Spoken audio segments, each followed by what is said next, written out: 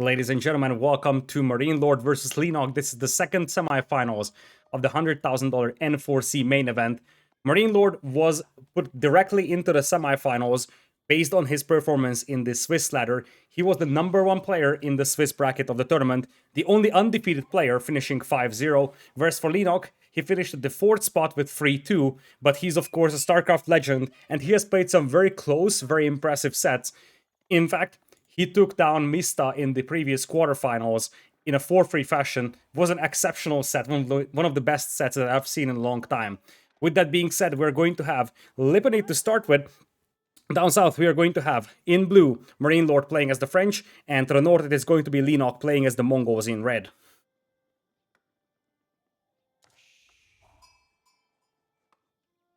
Looking at the map over here, it's actually not even Lipany. It's a little tricky because this is King of the Hill, but you don't have a ton of cliffs out here. Normally, when you look at King of the Hill, this map has a ton more cliffs to start with. You see the left side of this entire hill is basically wide open. The right side does have these hills over here, but in general, this feels more like Lipany rather than King of the Hill. The only difference is really the fact that you just have one sacred site in the middle.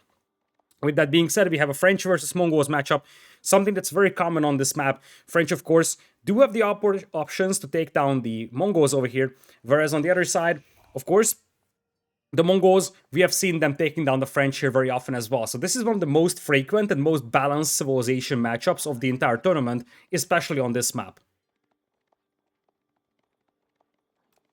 MarineLorD is operating with 2 scouts, whereas on the other side, you see the barracks already being dropped by Leenock. He's definitely one of the more aggressive players out there, and this is something that he has shown in multiple games before. So, is likely going to be a tower rush from him. Indeed, there comes the 4th villager, and the question is whether or not MarineLorD will spot this villager. Now, there's a scout coming this way, and it's very possible that MarineLorD will see it, and indeed, as the spectator switches to the POV of MarineLorD has clear eyes on that villager, and he turns around with the scout. He sees the villager. He sees it, and he knows very well it's coming that way. Now, the problem here now for Leenock is that his spearmen are lagging behind. Oftentimes, you're sending your spearmen first and only then the villager. This way, the spearmen are at least close to the villager to help out. But this time around, as you see, the spearmen are nowhere to be found, so by the time they arrive to the battlefield, the villager will already be damaged.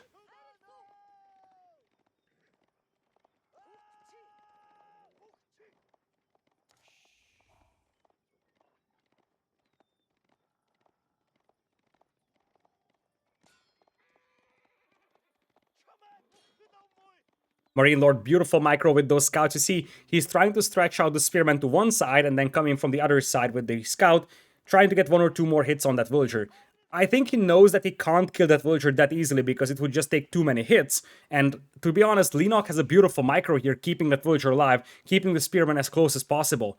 But this is buying a lot of time here for MarineLorD, and honestly, given the fact that that villager is heavily damaged, you might even consider pulling some villagers here if you're MarineLorD and fighting this. Spearmen are now unleashing on the gold miners. School of Cavalry coming in for MarineLorD, of course, and look at that. MarineLorD preemptively destroyed the mining camp. He said, okay, I will destroy it before you can throw a single torch at it, because MarineLorD knows very well that with that tower going up, he's going to lose that mining camp, and that's going to give raid bounty to his opponent. And this was a great move for MarineLorD, because this way, he's not going to provide raid bounty to the opponent. Now 4 spearmen out here. MarineLorD still dancing around with the scouts. He wants to make sure that he does as much damage on that villager as possible. He's almost up to feudal age with the School of Cavalry, and when he gets up, he's going to be able to get an archer range. Now the tower here is going to be great for Leenock because it's able to cut off his opponent from gold and to a certain extent wood as well. And you see that MarineLorD is going for the straggler tree now. He knows very well that he needs an archer range against those spears. Feudal Age is in for MarineLorD. On the other side, for Leenock, he is getting ready to go up to Feudal as we speak. Second tower coming up on the other side of the wood line. Archer range now on the way, and the spearmen are slightly mispositioned. You see, the spearmen are being sent in to potentially harass that wood line, and now the scouts get 2 more hits on that villager. The villager is so low in HP, and this is something that's concerning for Leenock. This villager could easily be picked off by an archer, and if Leenock wants to continue this aggression, he might even need to pull a villager already, because it's going to be very difficult to keep that villager alive, and now we're seeing some scouts being added. This is a strategy that TheMista did against the Mongol tower rush, and it worked out so well. Scout's a very cheap torch unit, it can burn down buildings very easily. It heals back up after fight, and you can just use that for professional scouts later. It's a great way to deal with tower's aggression, and a very cheap way to deal with that. First archer popping out, villager will be targeted by the archer. Still alive at like 6 or so HP. Spearmen are trying to make sure that the archer is getting pushed back into the base of MarineLorD, and it looks like the tower might actually go up here. The archers aren't able to access the villager. They need one more arrow on that veil. The tower goes up. Villager survives the encounter, I do believe, but did he die in the tower? The answer is no. The villager is still there. Leenock was able to get that second tower up, and the villager is still alive, so technically there's an option for a third tower. Meanwhile, for Leenock, he's up to Feudal Age, and I wonder how much pressure he's going to put on MarineLorD in the next 1 or 2 minutes. It's possible he will try to fast castle this one behind this, but it's definitely an aggressive opening from him, and the execution was quite good from him as well.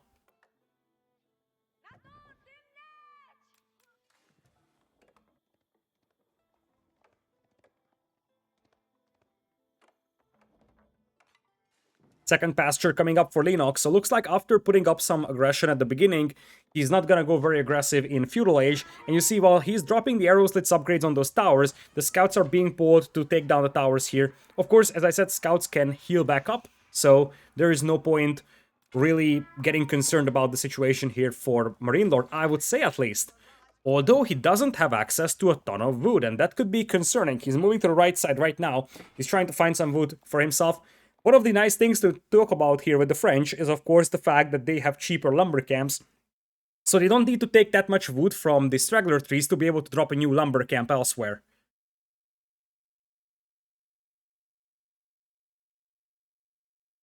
Leenock is dropping pasture after pasture, so he's going to focus on his economy now. It's basically Dark Age aggression into Castle Age. And it looks like MarineLorD is going to realize that, oh boy, my opponent could be going Castle Age and he's just going to counterattack with the scouts and the archers. And that's the real benefit that you're getting from this build. The scouts are cheap, you can get them out quite easily, and they still deliver a lot of torch damage. So even just a couple of scouts and archers are able to destroy an Ovu. And that's the big thing here for MarineLorD. Now, MarineLorD doesn't know where that Ovu is, but that Ovu, especially if the scouts are supported by the archers, is wide open for killing. Because the archers will take down the spears, and then the scouts and even the horsemen that joined the party over there for MarineLorD will just take down the Ovu. That's the nice thing here. This is a build that MarineLorD pioneered, and it worked really well for him when he played against the French. Also nice move from MarineLorD to move towards the middle gold mine, because right now there is no pressure coming in from Leenock from the middle, so he can just mine that gold mine unharmed. And now MarineLorD sees the pastures, MarineLorD sees the Ovu. So far he didn't commit against that though. Makes me wonder why. He's calling off his forces for the time being. He's trying to fire back at that Khan poking away at those archers. Looks like MarineLorD is calling off his attack. Now MarineLorD's food bank is looking very good, but his gold mines are still empty, which means that he's yet to start mining gold. I think he was building a mining camp in the middle, so you should see that gold income per minute start to rise in a second. Indeed, there it is. But MarineLorD, he focused a lot of his villagers on food because he didn't have access to gold or even wood. And because of that, he banked up a ton of food in the bank. Now he's a little low on gold, but given time, especially just like 1 minute or so at maximum, he's gonna have enough gold for Castle Age and he could get to Castle. And if you look at Leenock's resources, those are no longer looking that spectacular. Now Leenock is switching into horsemen. You can see that he has now horsemen on the battlefield. So you gotta be careful here for MarineLorD, because you could be in for a nasty surprise. MarineLorD doesn't have the tools to fight off horsemen right now. But if MarineLorD gets to Castle Age here faster than his opponent, he could easily get some veteran Royal Knights out, and this is usually the window where the French start to take over this matchup. Once the French get to Castle Age, you can get some veteran Knights out here, and those will be very effective when it comes to raiding, and then the Mongols will just be pinned inside their base. There is going to be some walling attempts here from MarineLorD. He's realizing that his base could be open for raiding. He's got a defensive tower on the gold mine. Now he's got enough gold, but no longer enough food to go up to Castle Age. So once again, that eco imbalance is haunting MarineLorD here a tiny bit. Horseman now coming to the right side. One horseman is out there for MarineLorD. He's trying to get those walls up in time. The villager gets picked off, and I think there is an opening. There has to be an opening, or is there? There is no opening. Horsemen still will be able to burn their way through the walls. Not exactly sure why Leenock is canceling that, though. He could just burn his way through. And the deer could run past. I think there was still an opening right next to the forest, and Leenock could have also burned his way through. He called off his forces for the time being, and he's going Spearman Horseman, which is a deadly combination against the French. But on the way to Castle Age is going to be MarineLorD. He's jumping into the tower over here to fight in the middle. And this is the time where Leenock is realizing that his opponent is in that middle part of the map. MarineLorD's food eco is not spectacular, and his hunt on the right side is going to be inaccessible. That's the biggest problem right now for MarineLorD, because his opponent, Leenock, is also going into Castle Age, but MarineLorD doesn't have a steady food eco, whereas for Leenock, he's got all those pastures working for him.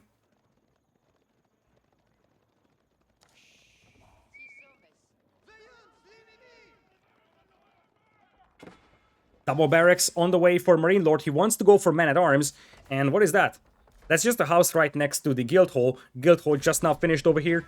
I wouldn't be surprised to see him going for food at the beginning with the Guildhall, although wood is also an option, because really, the only resource that MarineLorD has safe access to is going to be gold.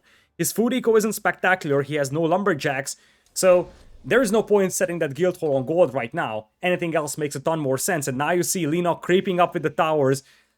Leenock has 10 army, MarineLorD has 8. MarineLorD, however, most of that army is basically scouts, which, well, it technically counts as military, but in reality, it's very minimal of an effect now that we're in Castle Age.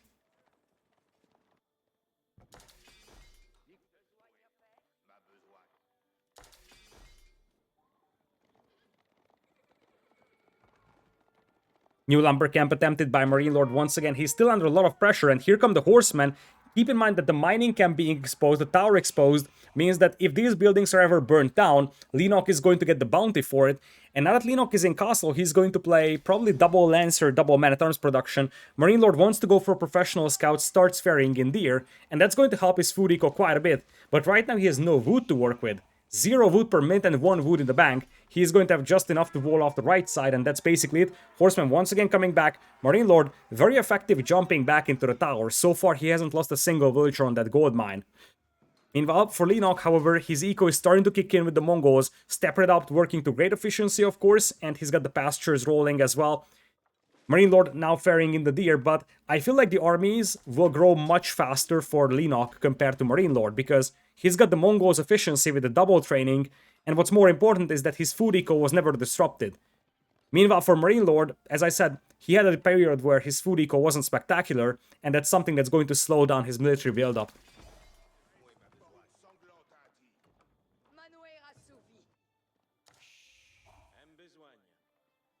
MarineLorD is sending villagers towards stone. Could be just to add arrow slits or spring golden placements on towers, but it also could be a possibility of a second town center. We'll have to see about that one. Horsemen once again coming in, trying to burn their way through the walls, as in the middle, Lancers and Spearmen are showing up, and MarineLorD is in trouble. He's being overrun by superior numbers. It's 18 to 14 only when it comes to military numbers, and MarineLorD has the men-at-arms. But with the Lancers on the battlefield, he could easily lose those men-at-arms, and the Yam Speed network allows those villagers to escape. Springald Tower is already up for Leenock, and on the right side, MarineLorD will also have to address that incursion from the red player.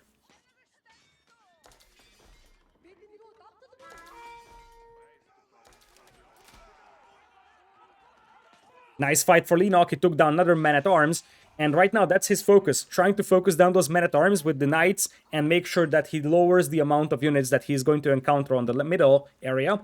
On the right side, it looks like the men-at-arms and the archers will force back all the horsemen.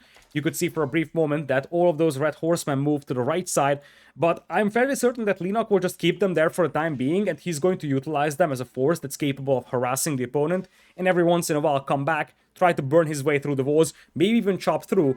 All of those are an option. In the central area, you're seeing more and more towers being dropped by the Mongol player. You already have some Springald towers out there, and suddenly we could see Leenock trying to capture the sacred site. As I said, once we get to Castle Age, the window for the French really starts to open, because if they can ever start raiding the opponent, they can get a window to get a castle up in the middle. Now, of course, the Mongols can't get a castle up, but they can get a lot of towers up, and one way to cut off the French from dropping a castle in the middle and capping the sacred site would be to just capture the sacred site yourself and protect it with towers. Mangonel is now coming out, and that could deliver a ton of damage on those villagers on the gold mine. MarineLorD still is facing 2 towers, by the way. This is something that our observer wasn't really focusing on because there is other things to look at, but those towers are still up in MarineLorD's base, so MarineLorD needs this gold mine, and Leenock knows that. MarineLorD mining stone very heavily as the push now comes in. As I said, these towers and, of course, the mining camp being burned down will give bounty for Leenock, which is also going to help him increase his military numbers quite easily. 25 food, 25 gold is not bad for a bounty for burning down these 2 buildings. And this is the thing with the Mongols. If they gain momentum and they can start burning down buildings, that will just increase their momentum and amplify their strength. MarineLorD's Lumberjacks are also heavily exposed out here as the new tower is being burned down. There is going to be a Springbolt coming in for MarineLorD, but you get the feel that this Mangonel could even open up on those villagers or just start burning down that archer range. Even the Siege Workshop, that's a nice move from Leenock. He's realizing that he can burn down the Siege Workshop. I don't think he can stop that Springbolt from popping out, but he might be able to destroy it immediately. New Mangonel was attempted. Here comes the push from MarineLorD. Pops out the Springbolt, opens fire on the newly built Mangonel. This is not a good fight here by any means for Leenock. He's fighting with Spearmen against Men-at-Arms. He's going to snipe one of those Springbolts, however, the Mangonel still working to great efficiency, but this is just not a fight that Leenock wanted to take. This is not a fight that Leenock could take, and it might have been a little overly greedy for him to take this engagement. He's going to do quite a lot of damage to MarineLorD's forces, but his own momentum has definitely disappeared as well.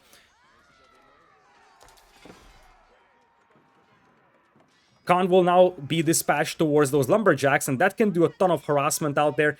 Counterattack is going to be in the favor of MarineLorD now. He's got momentum, but you have to keep in mind that this window that Leenock was pushing his opponent in allowed Leenock to get some towers up in the middle, and now you're seeing some more Men-at-Arms coming in from him. Those are all affected by the M network as well, so the M network is spent all the way over here, as the Men-at-Arms are once again jumping on the villagers, and suddenly the Lancers can just ignore all the army. They can just go for the vills. Quite a lot of arbaletieri are over here, so they can take down those Lancers rather easily. So it looks like we're going to have most of the Men-at-Arms and Lancers being forced back. They're trying to take down the Springbolt, but they'll be cleaned up.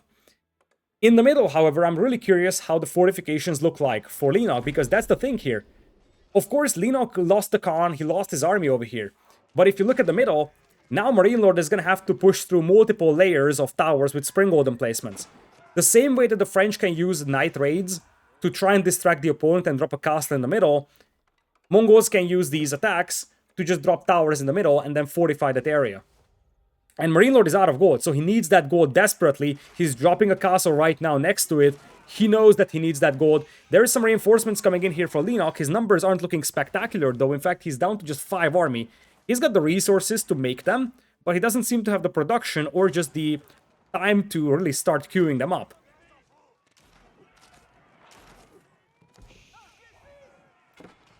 Leenock is getting a shaman out as we speak. He might start picking up the relics, or he might just go for the sacred site. He's going for the sacred site right now, and for a brief moment you could see the oval was placed in the middle. So there was a stone man on top of the hill, so it's going to be a very much exposed oval for Leenock, but it will also allow him to fortify that central area. And that's going to help a lot when it comes to just maintaining your presence in the middle. That forward production is going to help a lot. MarineLorD gets access to that gold mine once again, or is he? The tower on the north with the Springbolt emplacement is still denying gold access, and that's slowing down MarineLorD substantially here.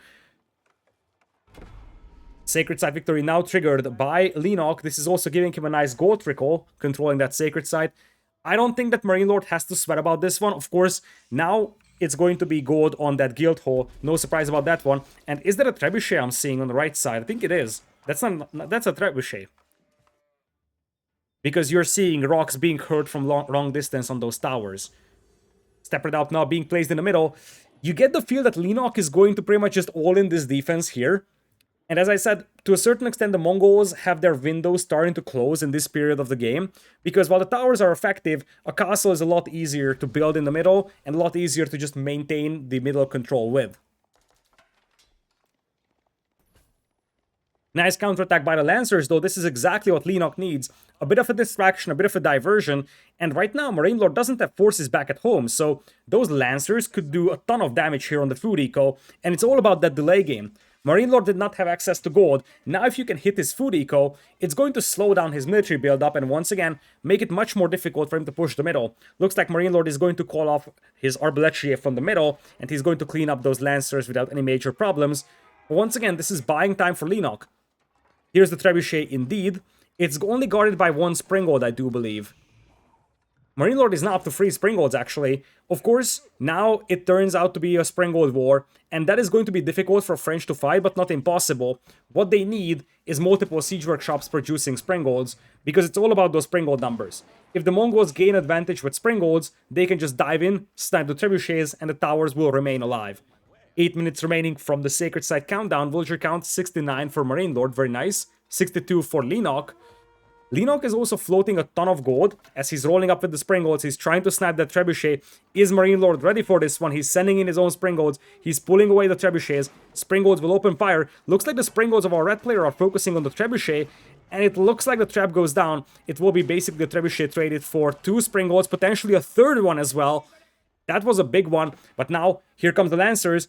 Once again, distraction coming in here, and villagers have to flee for their lives. This is the thing here for Leenock. He's using that mobility advantage so well. MarineLorD's army is slow with all those Arbaletrier, and he has to decide whether or not he's pulling them to the battlefield to help out, or he's pulling them back at home to defend. Now I think there is overchop on that wood line, so the Lancers could even pursue. They don't find any villagers now, but it's all about that idle time, and Leenock is buying himself a ton of time to fortify the middle. MarineLorD has enough stone for a castle, so if he ever gets control over it, he's gonna be able to drop a castle over there. But you see, now new waves of Lancers are moving to the right side. I think in this scenario, you could even justify getting some horsemen out, because if you get some horsemen, you'll be able to take some good fights against those Arbaletrier. Arbaletrier do finish off the Lancers, but now MarineLorD is down to 64 villagers versus 65, and the Khan is your wild card. Because that Khan could just camp the back of that wood line, start picking off villagers, and MarineLorD is in a difficult spot here. Because he's not really close to neutralizing the sacred side, and he's going to get raided more and more here. On the right side, there is a group of knights coming in. On the left side, there's a group of knights. And if MarineLorD starts losing his eco, that's going to hinder his ability to build up the army. Don't forget, he needs a lot of wood for siege weapons, especially trebuchets. So having his lumberjacks being raided like that is a disaster, and I wonder if the knights got through. Knights not getting through, apparently the walls were finished just in time, and there is no way to sandwich your forces through that. But Lancers are coming in from the other direction as well. And once again, the Arbalests are being pulled to the right side. Trebuchet rolling uphill here for MarineLorD. But now the Trebuchet is defenseless against the Springolds. So once again, MarineLorD's attention is being stretched out to so many directions. Leenock is willing to sacrifice the Lancer after Lancer to make sure that MarineLorD stays within his own base. That's the story so far for the game.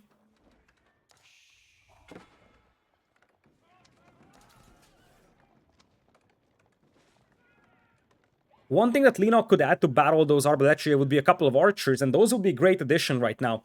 He doesn't really have an answer to the Arbaletrier, and just a couple of archers for him would help taking those down, or at least lower their numbers. Trebuchet is setting up here. MarineLorD is also rolling up with the Springolds. Springolds will open up for both sides. MarineLorD sees that he's being outnumbered. He's packing up the Trebuchets. He's going back home. He needs more Springolds to fight this, and he knows that.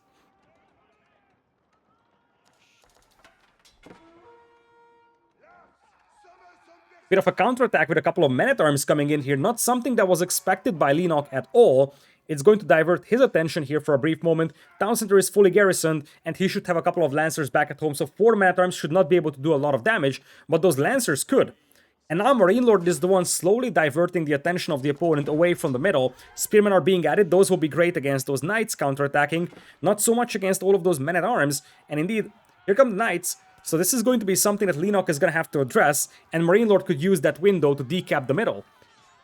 Clock is ticking, it's only 4:46 left to go for the Sacred Site victory, so MarineLorD has to make something happen. He's pulling off his forces all the way back home. He could just pull the Lancers, I don't think that he needs the Spears. And this is a little risky, because he's pulling off his entire army, and by pulling off his entire army, it means that he's leaving the middle defenseless. He's sitting on 3 relics, by the way, as he's going to engage with the Knights, and you see MarineLorD knows he cannot win this. He knows that he's going to lose the battle if he takes it, so he will just disengage and run away, and use this window to push the middle, because he knows very well that the opponent is not focusing on the middle anymore. Ton of Lumberjacks on the left side. This was just now found by MarineLorD. Multiple defensive towers coming in for Leenock, so this won't really be raidable in the near future. It looks like the men-at-arms were cleaned up and the spearmen are heading back to the middle though, so that window that MarineLorD had is slowly closing. 3:52 left to go. It's gonna be one last hurrah here for MarineLorD soon, and that's a lot of towers to deal with. Holy potatoes. Are we looking at 8 or so Springgold towers? And of course, enough Springgolds for Leenock to push off any kind of siege attempt on this.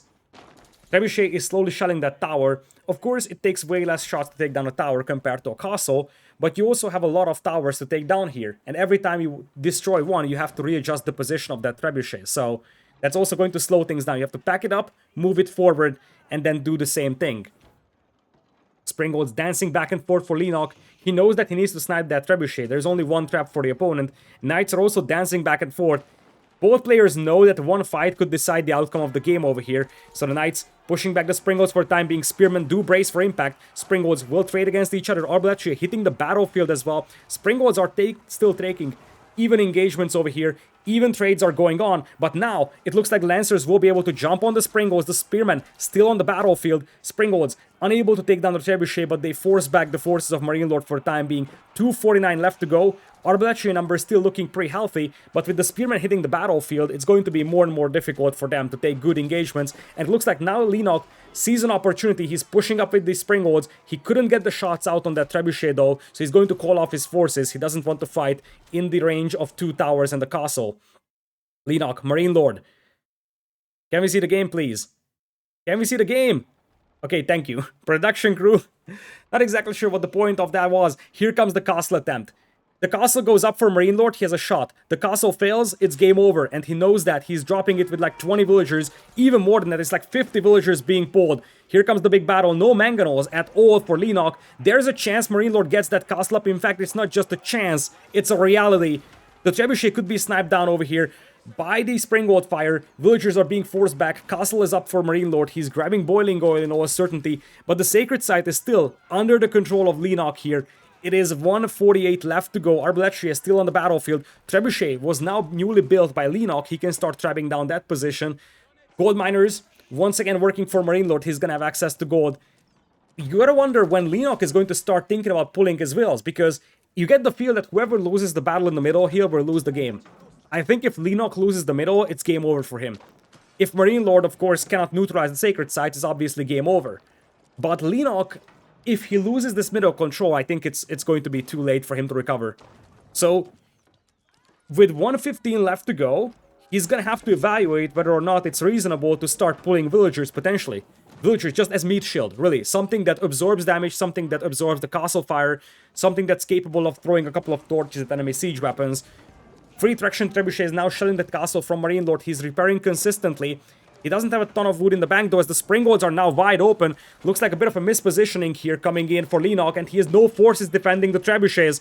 No forces defending the Trebuchets as the Springolds open fire for MarineLorD. He takes down one Trebuchet. Springolds, looks like for Leenock, will be able to push back the forces of MarineLorD. 38 seconds left to go. He has to run into that sacred site and just at least pause the process. If he runs into that sacred site, he can slow this down. But he needs to pause this process.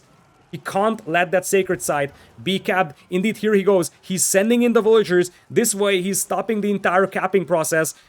Lancers now jumping on the Springolds. Springolds will trade evenly here. And you see, MarineLorD knows. He knows that he needs to keep that sacred site countdown stopped. And as long as the villagers are in there, the sacred site countdown isn't going to go any further. Villagers are also inside there for Leenock, however. And if those forces for MarineLorD inside the sacred sites are cleaned up, it's game over for him.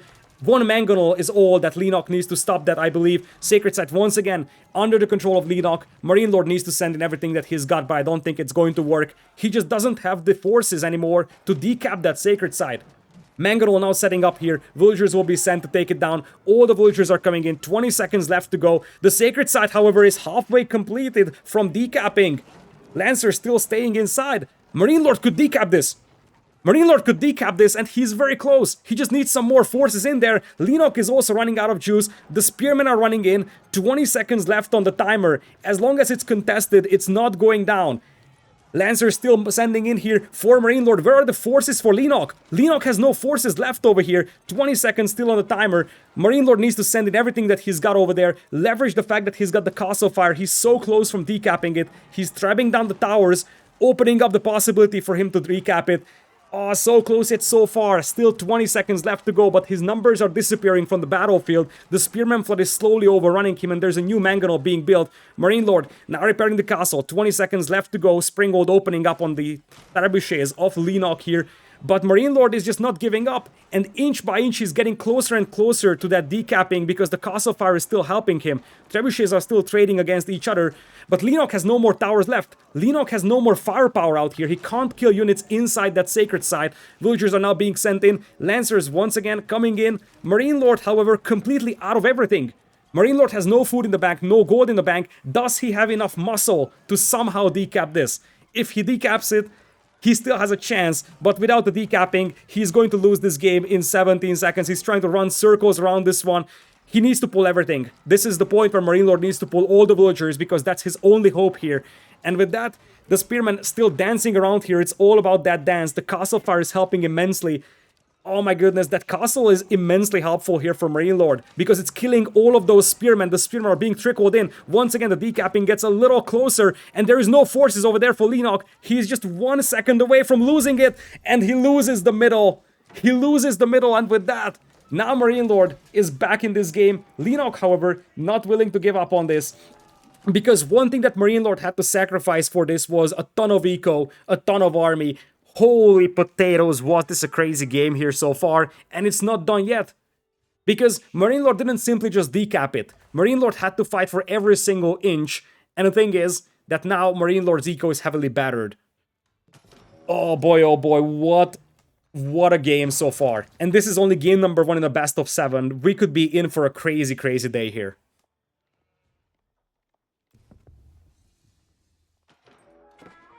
MarineLorD does have about 1600 gold in that guild hole, so that's going to help immensely, just sort of recovering from this one, because it's all about that, you gotta recover. But now MarineLorD is going to start thinking about starting that timer, and now the Mongol window is really close to being closed entirely, because the French will fortify the window with multiple castles, and you're going to have a very tough time defending or getting any kind of damage done on those castles. Traction Trebuchet is now being placed by Leenock here. As you could see for a brief moment, MarineLorD is placing stables close to the castle, so he's going to have the cheap cavalry available to reinforce the middle. Trebuchet is now setting up against the Ovu as well, so the Ovu is now gone for Leenock. Leenock has 1,000 stone in the bank and he's close to Imperial Age. Hang on. If he gets to Imperial, this changes the entire story.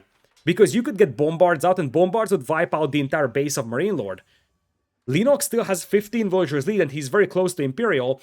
And of course, once he gets to Imp, either with the Kaganet Palace or the White Stupa, he would have a ton of either stone to work with thanks to the White Stupa, or quite a lot of army to work with the Kaganet Palace. MarineLorD 71 eco, but his eco is definitely raidable, and Leenock needs to consider doing something against those Arbaletiae. That could be Horsemen. He's setting up the Trebuchets. He's once again distracting the opponent with a cavalry raid, and that's 4 Trebuchets shelling the base of MarineLorD. Still no Imperial Age for our red player just yet, however. He's waiting for it, MarineLorD tried to cap the Sacred Site in the middle, but he's going to be denied for the time being. Villagers even fighting back against the raiding Lancers, as the castle in the middle is about to be shot. I think the target right now is the mining camp, actually, not even the castle. Villagers for MarineLorD once again have to fall back. Imperial Age, still not on the horizon. Leenock seems to be very busy with whatever is happening. He's not noticing that he's got 1,000 stone in the bank. He's got so many resources in the bank. I don't blame him. There's a lot of things happening right now. He's running out of wood on the left side. He's going to have to readjust his lumber camps somewhere else. Of course, being Mongols, he can just move that Gur. But he needs to do something with those resources in the resource bank.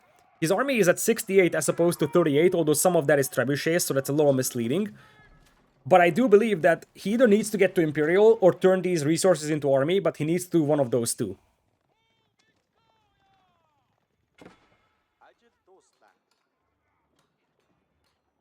Looking at the gold access, that's going to be an interesting topic because, as you see, our Mongol player is running out of gold here. Now, there's a backup gold mine here that he hasn't touched yet, and that's going to give him a bit of a buffer. But everything else is under the control of MarineLorD right now, so we could see a fight for the gold very soon. Here come the trebuchets for Leenock, still not going up to Imperial. I feel like he's missing a window here. Of course, Imperial Age would be very expensive for him, and that's going to cost him a ton of gold as well. But the power spike that he would get would be massive. He would get Bombards, which would make it much more reasonable and easy for him to take down those castles with. Elite Lancers could be a big power spike. There are a lot of unique upgrades for the Mongols that they can utilize in Imperial. So converting the prayer tents into Ovus, for example. The stone that they get from burning down buildings. So you could really justify going into Imperial here with the Mongols. For now, the trebuchets are still shelling the castle. Villagers sent in to repair for MarineLorD. Springgold still dancing back and forth, trying to snipe down those traps. That's actually 4 traps, and with a 5th one being built right now by Leenock. MarineLorD once again opens fire. Cavalry is now jumping on this, but it's mass spearmen. And mass spearmen will just massacre the cavalry. They will massacre the arbaletiae as well. And I don't think that MarineLorD was expecting so many spearmen to pop up on the battlefield. Look at the swarm. Just a Zerg, to go with StarCraft terms over here. And the swarm of spearmen is just massacring all those cavalry, and of course, the arbaletier also got pushed back quite heavily by them. The castle is still standing strong, and if it has boiling oil, it's going to do a ton of damage to the spears. But now Leenock feels the blood in the water. He's like, okay, I can jump on this, I can take down the traps, and I can push the gold mine of my opponent here. The castle is still under fire, and with no villagers repairing it, there's a chance that the castle actually gets taken down here. Some crossbows hitting the field as well for our red player, Leenock. He's going to focus down the knights that are coming over with those crossbows. Arbaletier might have the Gambesons upgrade, which makes it much more difficult for the spearmen to kill them. Trebuchets were repaired on the right side by the villagers, and that makes it much more difficult, of course, for Leenock to finish it off. And Leenock's push here is stalling out to a certain extent. He's moving up with the gold miners on the steppe redoubt. Makes me wonder if he doesn't know about this gold mine on the north, because you get the feel that he's completely neglecting that, and now he has to fight for gold. Tower after tower, he's trying to secure that steppe redoubt, but the castle fire is still standing strong, and imagine that he had 3 bombards over here. If he went to Imperial Age, he would have had the firepower to take this castle down. The trebuchets have the range, and it allows you to take down buildings from a long distance. But what happens if there are repair villagers? If there are repair villagers, they will just keep that castle alive, and now MarineLorD is dropping a new castle. I feel like now Leenock's window is closing, because he's no longer close to Imperial. If he balances out his eco, maybe, but he's going to start running low on gold soon. And now there's a second castle for MarineLorD in the middle. What an absolute crazy game here. Villagers now fleeing to the left side. I think that's the steppe redoubt that's trying to make it to the front. And there is a legitimate chance that Leenock wants to go for this gold mine. That's MarineLorD's gold mine at the beginning, but that's probably one of the more safe positions to mine gold at right now. There is at least a couple of towers nearby. Yep, I think he's going for that gold mine. He's going for MarineLorD's gold, which basically confirms my theory that he doesn't know about this gold mine out there, and that's going to hurt.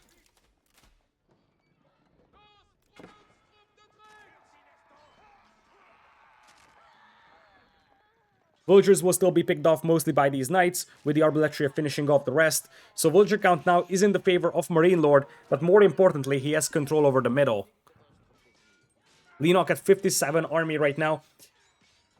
Honestly, it wouldn't be a terrible idea for Leenock to try and just pull that mass spearman army and head straight to the opponent's base. Because if you think about it, MarineLorD has 3 landmarks all very close to each other. School of Cavalry, Guildhall, Town Center. And he doesn't really have an army that's capable of fighting this. You could potentially snipe down all of those landmarks with just a mass spearman horde, instead of pushing the middle.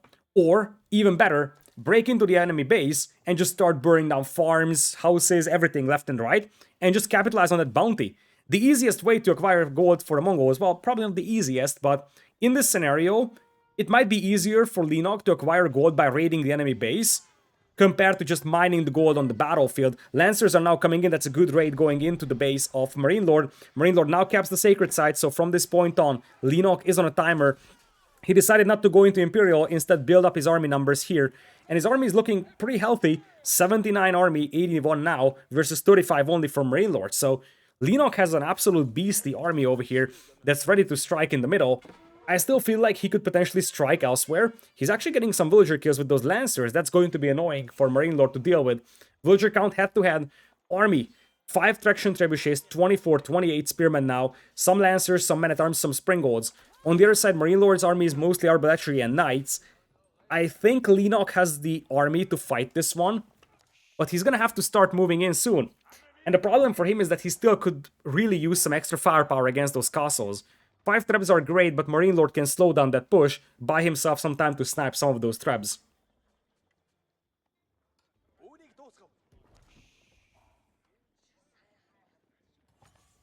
Mangonel is now being made on the battlefield by Leenock. He's doing the Mangonel dance around that with the spears. He wants to snap down those arbaletier with Mangonels. That could also work nicely. Setting up the trebuchets right now. The first volley is coming out. That's going to destroy that tower in just a split second. Remember that Leenock's gold income is somewhat limited now. He does have 730 per minute, so he's mining some still. He found the gold mine on the right side, and he still has 3 relics, don't forget that. New castle being built once again. Volleys are coming out on top of it. It's going to take quite a lot of damage before it's finished, so that's going to be a nice start. Mangonels are pushed up. It looks like Leenock tried to kill the villagers before the castle is finished, but that's not going to work. Now castle is going to push back the Mangonels for the time being. Castle heavily damaged. You could still think about sacrificing a Mangonel to try and stop the villagers from repairing though, because repair villagers are now being pulled. New volley coming in, castle on fire, that's going to give some bounty for the Mongols as well. Some counterattacks sent in through the north, right into the base of Leenock. New volley coming in once again, castle heavily damaged. Next volley should be able to finish it off. Springald numbers steadily increasing for Leenock. 194 population for him, 141 for MarineLorD. Next volley finishes off the first castle, 2 remain in the middle, as MarineLorD is setting up a huge force of cavalry though. He's up against 114 army. That's the concern here. MarineLorD has 21 knights, but on the other side you see 36 spearmen, 22 crossbowmen, 2 mangonels, 5 trebuchets. That's gonna be difficult to deal with. Springald Dance may begin here as the players will try to position their army in a way that the trebuchets survive. Here comes the cavalry charge from MarineLorD. This is the big charge of the battle. Look at that.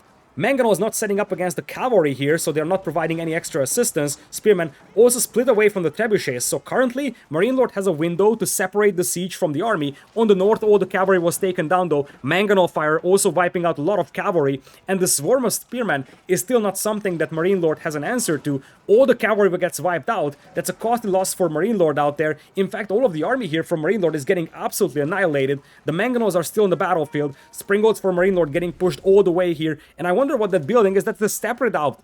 The combat step redoubt, probably just a misclick by Leenock here. He's opening up on the villagers with the Mangonels. He's wiping out all the villagers underneath that castle. And with that, it's going to be impossible for MarineLorD to repair that castle any further.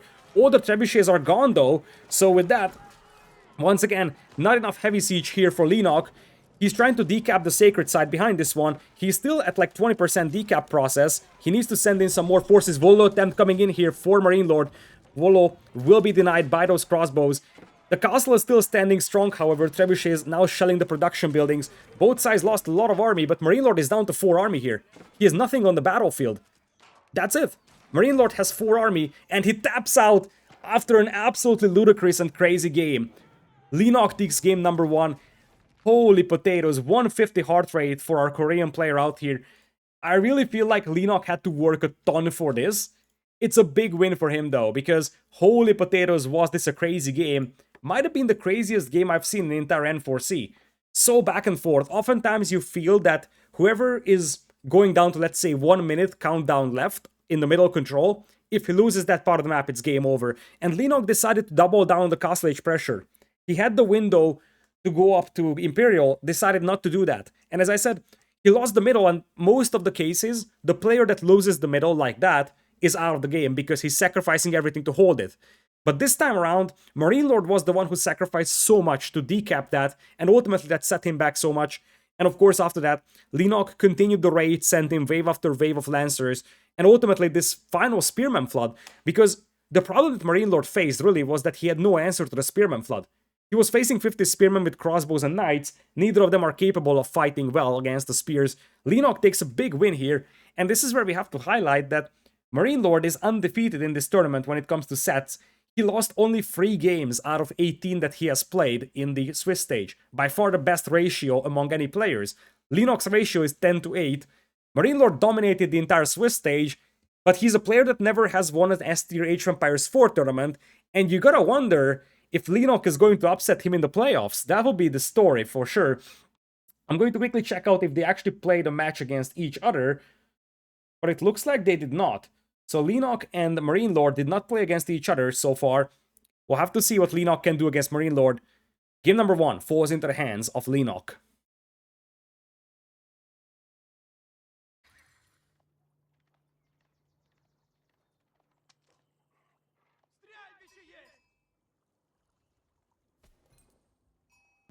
Welcome back to MarineLorD versus Leenock. We're going to Mongolian Heights as game number 2 in this best of 7.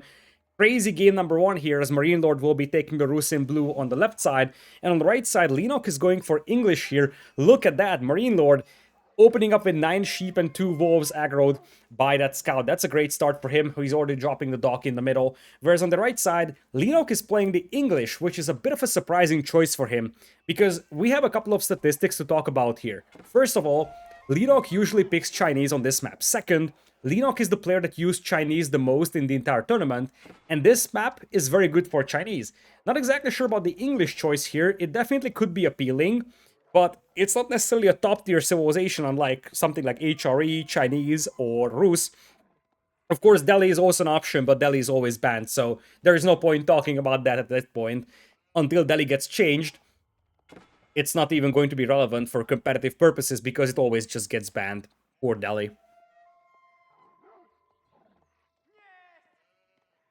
Anyways, it looks like we only have one scout operating here for Leenock, and if that's the case, that's a little ambitious because against the Rus, you probably want to have at least 2 scouts to work with. Because, of course, you want to deny as much bounty from them as possible, and I don't see a second scout right now for Leenock. He actually has a second scout somewhere, I just don't see it on the minimap. So he's operating with 2 scouts. That's a standard stuff when you're playing against the Rus. I just don't see a second scout yet. MarineLorD was rather successful gathering sheep here, and he's going to get the bounty back home. That's going to be 50 gold from those wolves. But aside from that, he wasn't particularly successful getting extra bounty, and now they're fighting for these huntables here. Looks like MarineLorD was able to get some gold from it, but now Leenock is dancing back and forth here, and you see it's all about who lands that final arrow in the body of that poor deer.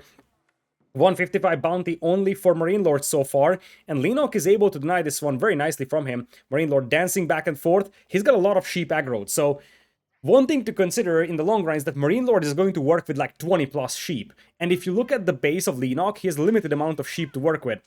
Looks like it's going to be once again bounty denied from MarineLorD. Once again, oh, he gets that. He gets that. It's 205 right now bounty-wise. With the amount of sheep he has, he should get to 250 without problems. Might even be able to hit 300, but he wasn't able to start off with a ton of bounty. Still, it's a good thing for him that he gathered so many sheep, and the reason why is because he's of course relying on the fishing eco right now, but if you consider the fact that your opponent is not fishing, it basically means that the English player will be reliant on the sheep, the hunt, the berries, or farms. English will probably focus on the farms in the long run, but that's an investment that they have to make. And if the English player had like 15, 20 sheep, they would just focus on the sheep as long as you are fishing.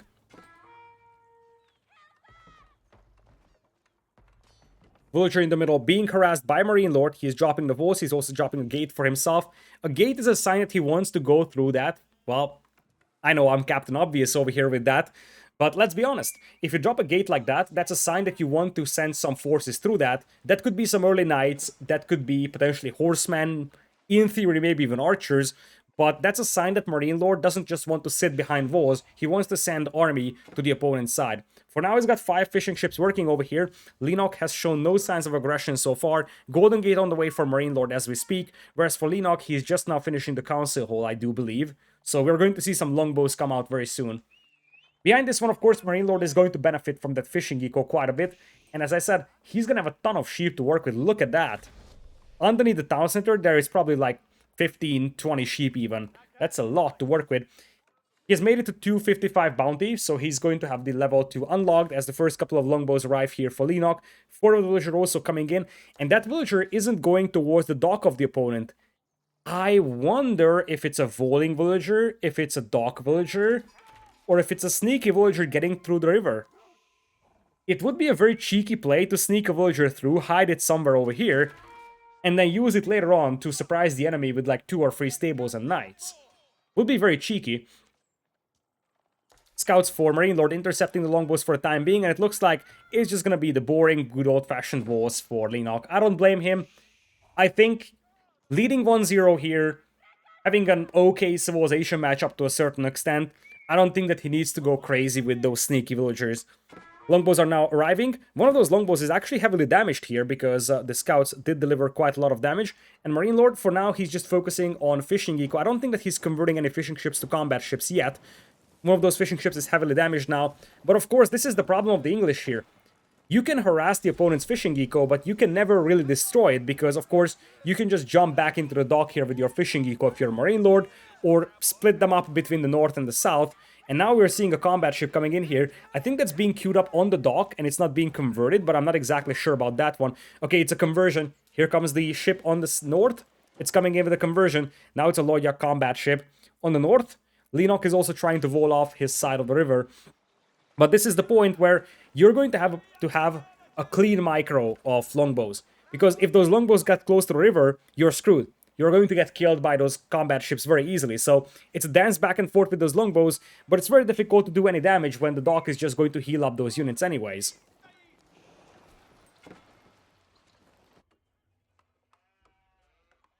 stable coming in for MarineLorD, so he's likely going to add 1 or 2 knights. That should force a couple of spearmen from being added. And in the middle, there was an attempt from Leenock to wall off this crossing. He himself sees the gate, so he probably knows that there is an attempt from MarineLorD to potentially send forces over. The gates were denied by the combat ships arriving, but the villager is still nearby, so there's a chance he's going to be able to get at least the foundations going. He's completed the walls on the south, he's got the walls on the north, so it's all about walls in the middle. Double stable, potentially knights, could be horsemen as well for MarineLorD. Looks like he's opening with knights, but he might switch to horsemen if he's running low on gold. So far, the longbows are able to push away the fishing boats, and of course the combat ship here, but the walls are still incomplete, and the knights are getting closer and closer. They're almost completed. I think Leenock is in trouble, but this trouble isn't coming from him playing badly here. It's coming from the fact that his civilization is not good for this map. I really don't like the English for this map. I understand the concept of harassing the opponent's fishing eco, but this could be done with other civilizations as well, potentially. And I get the feel that the problem with the English here is that if they can't take down the opponent's fishing eco, it's pretty much game over. Combat ship pulled to the left side, villager being sent out to make the walls. Once again, not going to happen. And I think those 2 blue dots coming over are knights. So the clock is ticking and the window might be closed over here. Knights will be forced back at least for the time being. I think MarineLorD is playing this one patiently. He wants to take a decisive blow at the enemy. Just wants to wipe out that entire army. So he might be waiting for 2 more knights to arrive. Was once again trying to be built in the middle, and now the knights are crossing the river, and this is where things are getting ugly for Leenock. Knights managed to cross the river. They are going to take down 1 villager here, keeping the walls open for new comrades to arrive. For now, the wall is still open, longbows still poking away at that combat ship, but as you see, it's constantly being repaired by the docks, so those longbows are barely able to do anything against it. Scout gets taken down from Leenock, second scout could be taken down, and he's struggling. He's struggling mightily to do anything against this one. Part of the reason why I really dislike the selection of English on this map. Rus was a possibility for the opponent, of course. Chinese was also a possibility, HRE was a possibility, but I get the feel that anything that Leenock would have chosen over the English here would have been more reasonable. Probably not use up for your French, but I think if he goes Chinese, if he goes for HRE, that would have been a more appealing choice. Here come the knights. Villager will be killed by the knights coming in with the charge. It's going to be 4 knights plus a scout against all those archers. Now, the knights are somewhat damaged here, so the longbows might be able to get 1 or 2 of them killed, but there is no spearmen as I see, which means that there is no escort for those longbows that would take down the cavalry. And slowly but surely, the archers are getting pushed back into the base of Leenock, and MarineLorD has a completely untouched fishing eco, 42 eco to 30. I hate to be the one ruining the party, but this might be game over. Simply because Leenock is stuck inside his own base, and at this point his opponent is fishing and he's not. And currently, in the current meta, the rule on hybrid maps is that whoever is fishing is going to win the game. It's a bit of an oversimplification, but the thing is that the fishing eco adds a ton of food income for MarineLorD, and remember, he even has the backup sheep to work with. Whereas for Leenock, he's going to have to start transitioning to farms, start adding villagers on berries potentially. Tower might be completed here, and this would be a nice staging ground for Leenock. He's also grabbing the campfire upgrade. Knights are looping around as you are seeing the defense upgrade come in right now for MarineLorD. Tower goes up, and that's going to help a lot for those longbows, but the ranged armor is now increased for those knights, so this is a fight that they could still consider taking. The concern for Leenock is that he doesn't have spearmen. If he had some spears, maybe there would be a glimpse of hope for him to just repel that knight attack and then somehow get some damage done on those ships. Looks like MarineLorD is sailing north. I assume that the idea here is that now that's a critical mass of longbows. They have enough damage output to compensate for the fact that the ships are being repaired by the dock, so you will have to pull your forces away. But once again, MarineLorD is maintaining what is now a 16 eco lead over his opponent, and you see he's piling up food. That could soon turn into some extra gold as well, once he starts selling the wood he has on the Golden Gate, and once Castle Age comes in, we could see Warrior Monk starting to pick up relics. Leenock is in a very difficult spot over here. He's going to get raided from the right side, loses another villager here, and the Knight's mobility will be also something that's difficult to deal with for Leenock. Leenock has a blacksmith, so the siege upgrade is not impossible to try and destroy the docks, but once again, the gain on that would be very minimal. This is the problem for Leenock right now. He's struggling. He knows what he needs to do, he's just unable to do that because his opponent is already too far ahead, and MarineLorD is getting close to Castle Age. At this pace, this is going to be a very easy win here for Leenock, and I know I said this before, I still don't like the English pick. I don't say that it's a terrible civilization for this map, but there are way better options, and MarineLorD is showing us why. I understand if Leenock maybe doesn't want to play mirrors, as the knights are now swooping in, trying to get some raiding damage done. MarineLorD knows that these are throwaway units, and he knows very well that killing 5-6 villagers over here is definitely reasonable in exchange for losing 5 knights. That's exactly what he's doing. He killed like 5-6 villagers with those knights, and now he's disengaging. On the north, Leenock was distracted. He runs into the fire of that combat ship, loses 2 longbows. MarineLorD is on the way to Castle Age. His opponent is nowhere close. 31 eco versus 55. That's a no-no for Leenock here. So maybe Leenock didn't want to play the Rus here so that there wouldn't be any Rus mirrors. For whatever reason, didn't want to play Chinese. He's maybe saving that for Altai. Remember that if this best of 7 goes to 7 games, all civilizations will be utilized, of course, except for the one that was banned, which is Delhi. So maybe he wants to save his Chinese for something like Altai. He wants to save his HRE for Hillandale. He maybe wants to save his Rus for, I guess, Highview. But honestly, I would take Rus on this map any day and then take English on Highview than the other way around. Because Rus have a pretty good upside on Highview as well, but they are much more reasonable to replace with English on that map compared to this map. The longbow aggression is something that's, to be honest, considered a bit of a meta, on ladder at least, on this map, but it's not going to work out here because you just can't do enough damage here. You might be able to sink one Lord attack ship here. That's being repaired. One ship taken down. That's the only thing that Leenock was able to accomplish, and MarineLorD is almost up to Castle Age. Longbows will try to push away those knights that have almost managed to burn through the walls. 2 more combat ships come close, and this will force back the longbows. This is a disaster so far for Leenock. He's getting pushed all the way back to his side of the river. He has no tools of stopping this, and I mean, MarineLorD is sitting at 1200 food, and he's just now reaching Castle Age.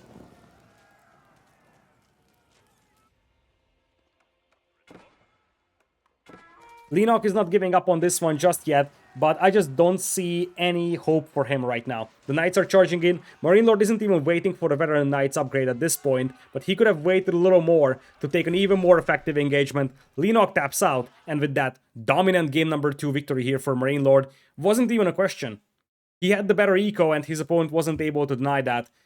Rather easy win here for MarineLorD, and the reason why this is painful for Leenock is because he worked so hard for game number 1 victory, and now MarineLorD is back on track with a rather swift strike back on Mongolian Heights. So now the scoreline is once again even Steven, as we'll go to the first home map of Leenock here now.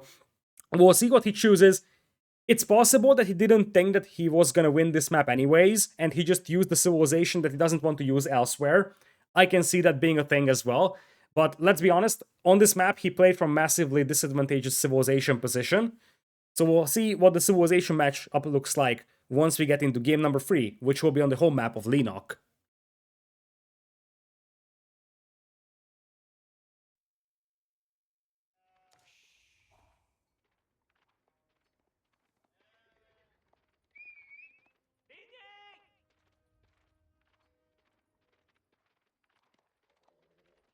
Ladies and gentlemen, welcome back to MarineLorD versus Leenock. We are jumping into the first home map of Leenock, as he's going to be handling the Abbasids in red on the left side. Right side is going to be MarineLorD playing as the Chinese in blue, and the map is going to be Altai, where Leenock once again does not pick Chinese.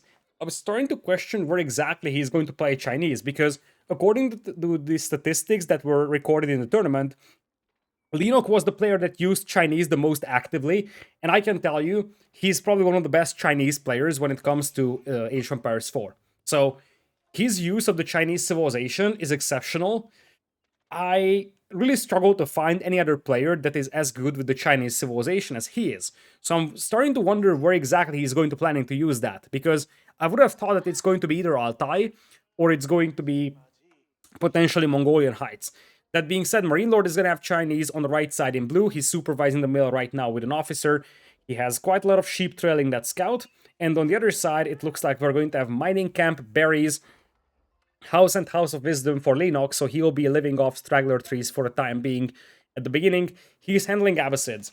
This is a matchup that we have talked about multiple times, Chinese versus Abbasids. The question is what exactly the Abbasid player is going to do, because normally you think about 2 town centers for the Abbasids, but the Chinese can match it up very nicely with 2 town centers Song Dynasty play. And if the Abbasids want to take over in terms of villager count and they add a third town center, the Chinese will just beat them to castle age and overrun them with palace guards. So one thing that you can do here with the Abbasids potentially is go for 2 town centers but sort of a semi-fast castle approach. And by doing that, you can beat your opponent to castle age, appear in front of their base with some men-at-arms and potentially some siege weapons that you make on the battlefield with the Abbasids, and that could be a great way of pushing the opponent's base. We've looked at both players' POVs here for a brief moment. You can see their APM is up in the skies. These guys are fast. I wish I was just half as fast as these guys were.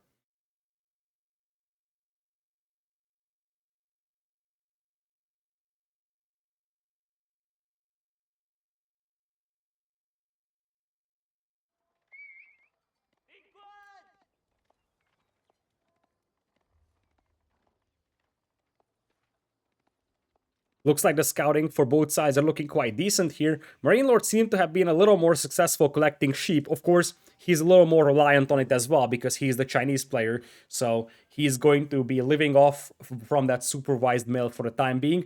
He's just now finding the base of the opponent. He needs to be careful not to lose that scout, of course, because he doesn't want to donate that many sheep to the opponent. And he's probably going to look at that stone mine for the time being, see if his opponent is mining stone, because one of the things that you have with these civilizations, both of them in fact, is that they're quite flexible. So while with the Abbasids your usual play is the 2 town center build, you always have the option to go a lot more aggressive, and that's something that the opponents have to respect, and because of that you always have to thoroughly scout an Abbasid player to see what exactly he's doing.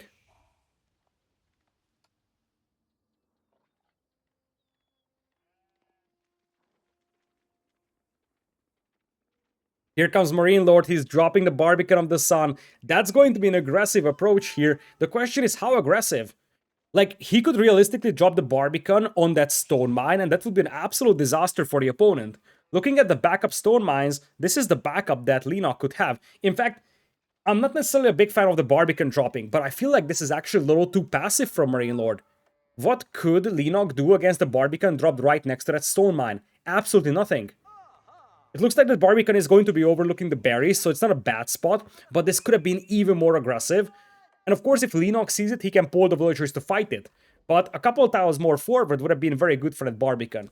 Now, it's still going to be a good staging ground, and now you're going to see towers being crept up on the base of Leenock. And Leenock is in trouble. Let me tell you why he's in trouble. Because he's yet to start mining stone, and if that tower comes up right next to stone mine, he's going to be in a very difficult spot. He's going to be cut off from stone, and I don't think that he has the tools to stop that tower. Now, it looks like now Leenock is knowing what's up. He knows very well that he's gonna get pushed, that he's abandoning the stone mine. That's a problem. That's a big problem for him because he was planning on that 2 town center build for the time being. Barracks not being popped out. He's going to get some spearmen going, but this basically means that the stone mine is now denied, and the next tower is coming up for MarineLorD. We have seen a lot of Chinese tower rushes, but boy oh boy, is this very aggressive. This is way more aggressive than most Chinese tower rushes I've seen. At 5 minutes 30, you're going to have the Barbican of the Sun and 2 towers up already. MarineLorD is mining a bit of a stone as well, so he's going to have arrow slits coming in, and there's a sneaky tower in the north as well, I'm just now realizing. Not only do you have 2 towers on the south, you also have 1 tower up north. MarineLorD is suffocating his opponent here in just a split second. The pace and the aggressiveness that he's utilizing over here is absolutely stellar. It's a brutal amount of pressure coming in just 5.5 minutes, and I don't blame Leenock for this. He did not expect such a level of pressure to come his way. The only thing that's really helping him is that his villagers are not being pushed on some of those berries, but as you see, some berries are being in the range of the tower, and with that, Leenock already lost a villager. He doesn't have access to stone right now. He doesn't have access to the berries, and his resource income is just going to plummet. That's an absolutely crazy build here for MarineLorD. We're seeing some spears being added. Now, of course, with the Abbasids, you do have the option to make battering rams on the battlefield, so that's exactly what we're going to see. But if you don't have any escort to them, MarineLorD will just burn them down. Keep that in mind. Scouts are now moving towards the villager out here, tower, opening fire on them. Looks like both scouts get away for the time being. MarineLorD, of course, is committing a lot of effort to this push, but now his villagers are working on trees. He's getting ready to drop a new tower, I do believe. And the most important thing is that MarineLorD sees that ram. You can see that from his POV, he sees the ram on the left side of the screen, which means that he knows very well what's coming. He's gonna be prepared for this one.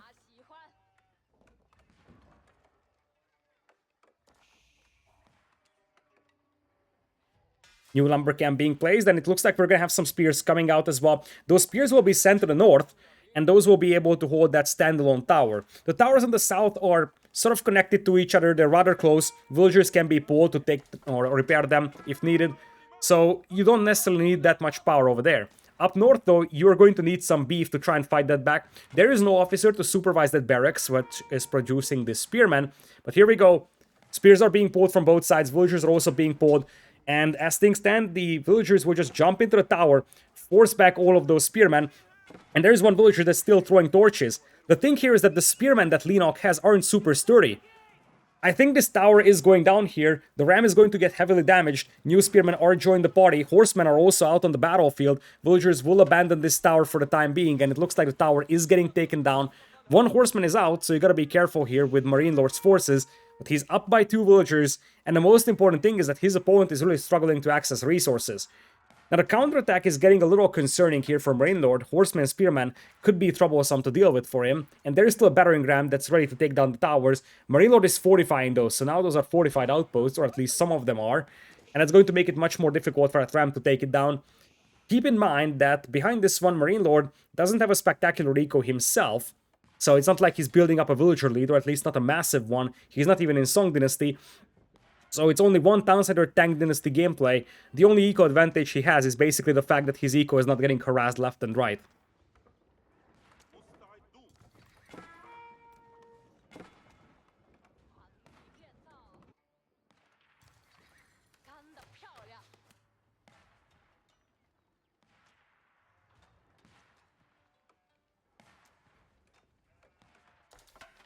Spearman now building up a second battering ram here. We also see some camel archers being added. Those will be great against the spears of MarineLorD. And now Leenock is launching a counterattack. We have to keep in mind and respect the fact that MarineLorD, as I said, he could have outboomed his opponent with the Chinese if he wanted to. But he was a little afraid of the fact that the Abbasids could push him anytime. And we have seen that in some cases, the Abbasids are indeed able to take down the Chinese here. Especially once we get to Castle Age. If the Abbasids beat you to Castle Age with the Chinese, you could be in trouble here. Camel Archer now joined the party. It's a unit that's able to take down the spears very effectively. And while this is happening, there is also a counterattack with the horsemen inside the base of MarineLorD. So it's a true punch attack right now by Leenock. He's cleaning up all of those towers. MarineLorD, however, is getting close to Castle Age, and that's where things could get spicy. And I think that's what MarineLorD has to focus now on. He has to be careful not to lose his villagers or his officer to those horsemen, however, but it looks like the towers will be cleaned up mostly. And now, it's a matter of whether or not MarineLorD gets to Castle. But that's a big question, because as I said, his eco is not spectacular either, and those horsemen are going to get some good value for themselves. All villagers back to the town center, as the towers are now cleaned up. And suddenly, we're looking at a scenario where Leenock, while he's on the back foot, it's not like he suffered from a lot of casualties, right? In fact, this is basically an even game. That Barbican and that forward is still out there, but right now, Leenock will be able to reclaim his berries. He has access to wood. He's going to have access to gold, and that's going to be a big factor. So far, Leenock was cut off from gold, which means he couldn't get blacksmith upgrades. He couldn't get eco upgrades for himself. Now he's going to have access to that gold. Once again, the spearmen getting some nice hits on those horsemen before the camel archers finish them off. Most of those horsemen now down, though. Tower is going to get taken down. Barbican still standing strong, though. This is not a position that Leenock can push, I do believe. He's got 2 battering rams, some spearmen, 1 camel archer. But with the archers being nearby, I don't think they can push this position. They might be able to take down the production buildings. Now, Leenock is committing a lot to this push, but MarineLorD isn't going up to Castle Age, so he can afford to do that. If MarineLorD was going Castle, this would be more concerning for Leenock. Villagers were pulled, trying to take down the battering ram. Looks like 1 battering ram is taken down.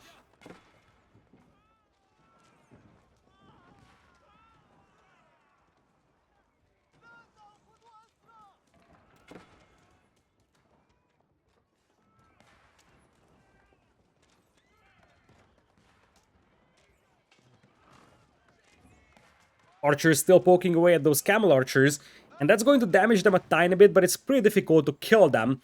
So one of the reasons why they are a good auxiliary unit in this battle is because it's difficult to get rid of them. Looks like one of them is about to get taken down. The archer range is on fire. Still new battering rams are coming in to reinforce this. For a brief moment, MarineLorD had -8 wood in the bank.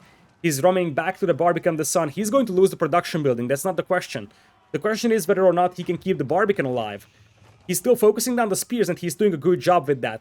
Now, given the fact that Leenock doesn't have a ton of forces here, even if the Barbican gets taken down, there's a chance for MarineLorD to run back home with the villagers, and there is the Castle Age coming in. He lost the barracks, which means that he can't supply the battlefield with new palace guards, and you see, now MarineLorD is realizing that, okay, I'm probably going to lose this position. I'm just going to use this window to run back home. The counterattack will be sent over immediately by Leenock. He's hunting for those villagers, and you're trying to focus down probably the camel archers and the horsemen here, the high mobility units that are supposed to be killing your villagers.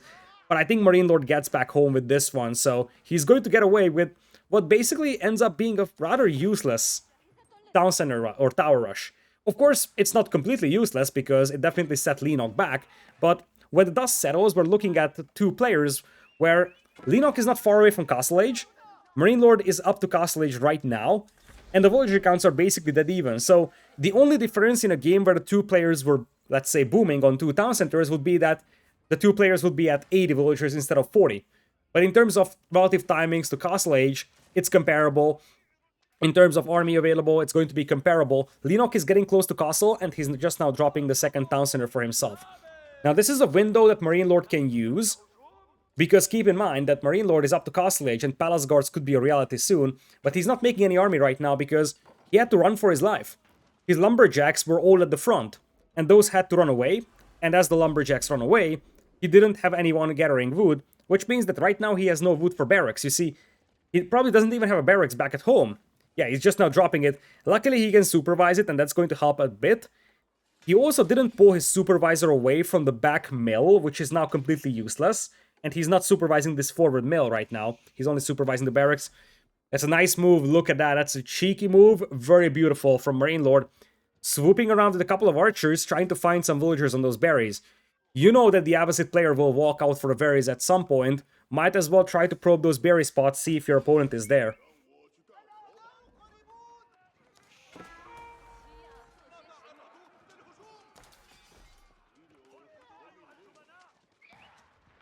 Horseman Camel Archers now moving into the eco of MarineLorD here. He's got some Palace Guards to work with, but the Camel Archers do have a high base attack, so they do pierce the armor of those, and that's going to mean that this is a fight that Leenock can afford to take. He was able to take down some villagers from MarineLorD, temporarily getting a villager lead, but of course here are the archers to retaliate. Looks like not a single villager was lost though, and that's a huge win over there for Leenock, because he was able to get away with all wheels. Now guess what? The Palace Guards appear in the front of the base of Leenock as well, killing all the spearmen, potentially wiping out those battering rams even, because MarineLorD didn't send his first couple of Palace Guards to just deal with the horsemen, the Camel Archers. He sent them straight into the opponent's base, and now you could see the Palace Guards starting to roam inside the base of the opponent. That's why they are so dangerous. They have high mobility, so they can pursue those villagers very easily, and the bigger thing is that they can get to the battle very easily. It doesn't take that much time for them to get to the opponent's base from yours as compared to, let's say, men-at-arms. Now, the numbers are still not spectacular for MarineLorD, and you could see that for a brief moment his food supplies are definitely disrupted. He is out of berries completely. Some more Palace Guards are joining the party here. A lot of idols for Leenock, but he's on the way to Castle Age, 70% towards Castle. He is, and he is now going up with the Culture Wing. On the other side, MarineLorD, still with one town center only, and he is not really mining stone anymore. He's got some stone bank, but he's not gonna get a second town center out of that. No Song Dynasty. MarineLorD's sustainability here is not spectacular. He ran out of food, his gold bank isn't looking great. He tried to do something with those Palace Guards, but you get the feel that now Leenock is gaining momentum, because Leenock is getting up to Castle Age, and that's going to help quite a bit. He's going to get the Preservation of Knowledge upgrade, so that's going to help a lot, giving discounts to the upgrades. He was missing eco upgrades for a long time. He has gotten Wheelbarrow, but that was it. Now he could use Preservation of Knowledge as a tool to acquire some more eco upgrades and just start building up his economy. Villagers, however, unable to access those berries, so disruption in the food income could be a thing here soon for Leenock as well. MarineLorD did not probe those hunts, so he did not see those villagers being out there, or at least not for the time being. He's sending over one Palace Guard from the north. He's going to try and harass those food villagers, and once again, you get the feel that both players are playing for food denial right now, but MarineLorD is the one with the map presence, so he's the aggressor in this war.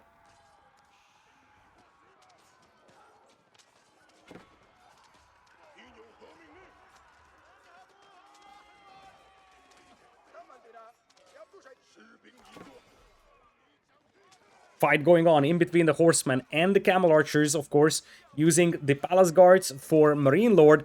The Palace Guards are doing a pretty decent job taking down all of those horsemen, but the Camel Archers are very effective against those. Once again, that high base attack for the Camel Archers will just go through the armor of the Palace Guards, and ultimately this is a cleanup. Horsemen were essentially traded to Palace Guards, which is a reasonable trade right now for Leenock. Also, he's building up his villager lead. Now we're seeing some men-at-arms appear on the battlefield. MarineLorD is only at 5 army, his opponent is at 17, and one thing that Camel Archers can do very effectively is hunt villagers. They can run circles around the opponent's base and start killing villagers left and right. MarineLorD has moved out to the right side for hunt, and on the north he also has a berry patch that he's working on. But suddenly, him lacking army is going to haunt him really badly. We're seeing some lancers appear on the battlefield for him and he's supervising stables, but now those rams are being pulled, and you get the feel that Leenock is realizing that his opponent is having a tough time getting army on the battlefield right now. Some crossbows are joining the fun as well. And because MarineLorD has basically exclusively Palace Guards as his army, and of course now Lancers that he's building up, crossbows will be a great addition here. And because you have camels on the battlefield for Leenock, that's going to debuff the cavalry of MarineLorD. So MarineLorD currently sitting at 3 Lancers, 2 Palace Guards, as opposed to 6 Camel Archers, 2 Lancers, some crossbowmen, some more auxiliary units out here. And Leenock is going for a quite greedy approach here. 3rd Town Center. Not exactly sure if I like that or not, because I think he could finish off MarineLorD here potentially, and the 3rd Town Center is a big investment. This being said, if he can pin MarineLorD inside his base, he can build up a massive eco lead. Looks like we're going to have a bit of a split screen happening here. Leenock focusing his efforts on the battlefield. He's knocking down the barracks. MarineLorD is playing this one patiently. He knows very well that he needs to wait with those Lancers. He's trying to jump on those Rams as we speak. But here we go. Lancers are coming in. Camel Archers increasing in numbers, but no crossbows on the battlefield just yet. No buffer in front of those Camel Archers. Now this is a fight that Leenock wants to take with the crossbows, and of course the Camel Archers supporting his own Lancers, and this is a fight that he's winning right now. MarineLorD is pushing back the battering rams. Leenock adding some more archers, crossbows on the battlefield as well. Spearmen also join the party, and MarineLorD's forces are getting pushed back. And remember that behind this one, MarineLorD is falling behind an eco more and more. Leenock could take game number 3 here. And if he just presses on to this advantage, MarineLorD is going to struggle accessing resources. MarineLorD, that gold mine on the north, that's the key part. That's the heart of his economy. Leenock gets there, he's going to wipe the entire thing out. And I think the Camel Archers are going to focus down the Imperial officer. That could be a big loss for MarineLorD. He loses one officer, and in the battle, indeed, Camel Archers now going to fall back a tiny bit. Ram slowly crawling forward. You see the Abbasids making some springboards on the battlefield as a preemptive measure to take down potential nest of bees. And now it's a switch to Spearmen. Leenock is realizing that his opponent has mostly cavalry. MarineLorD is looping around with the cavalry, trying to get the springboard from behind. Crossbows still standing strong though. Great micro by Leenock. And he's just knocking down building after building after building. And behind this one, he's also building up a massive eco lead. This is looking really grim right now for MarineLorD. He's sending over some cavalry to the opponent's base to get some raiding damage done, compensate for the lower eco, and MarineLorD is getting housed. He's getting his houses destroyed, so as you see, the ram taking on the houses means that MarineLorD is going to be constantly housed, unless he loses all those knights, because in that case, it's not gonna matter.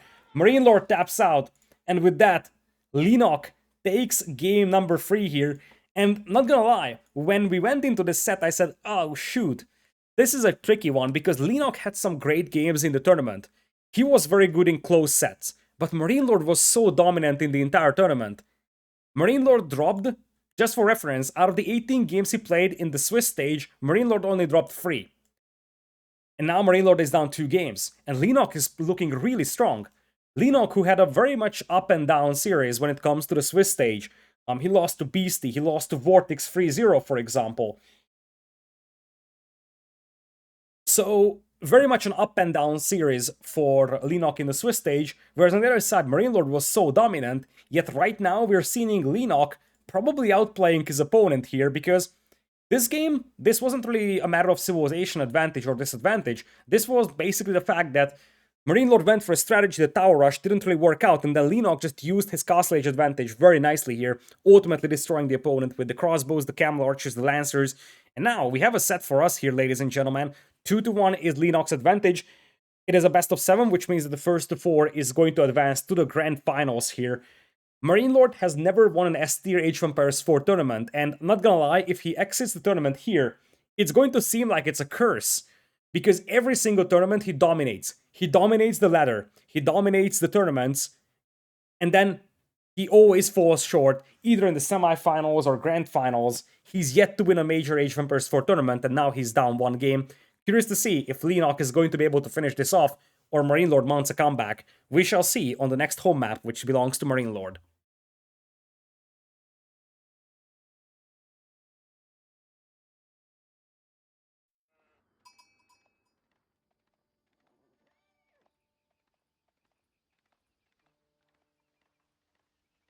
Welcome back to N4C with MarineLorD versus Leenock, the second semifinals.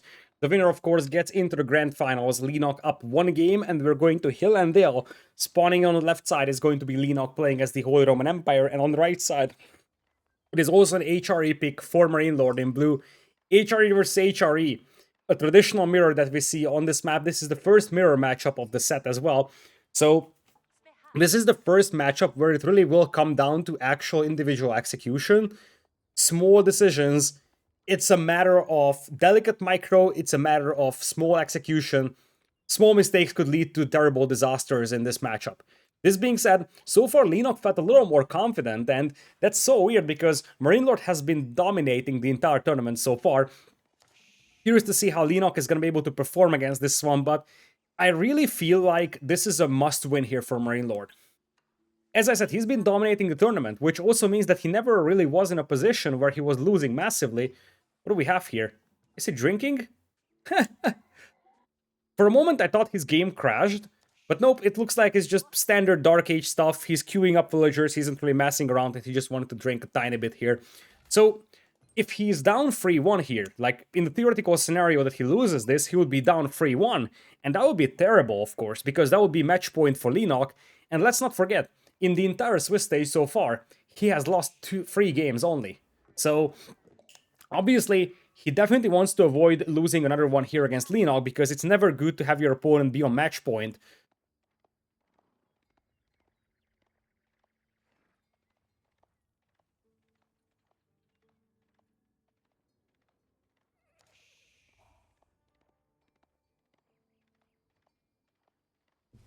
For now, MarineLorD is operating with only one scout. On the other side, you do have 2 scouts to work with for Leenock, so that's a small difference in the investment. But aside from that, it is going to be identical builds. Aachen Chapel right now coming up for MarineLorD. It's going to affect the gold, the food, but I don't think it actually affects the lumberjacks. Meanwhile, on the other side, you could see a perfect Aachen Chapel spot here for Leenock. Right over there, it's going to affect the gold miners, it's going to affect the food villagers. It's also affecting the hunt. So normally this would be a little better if it was one tile to the south, because that way it would be able to affect more gold miners.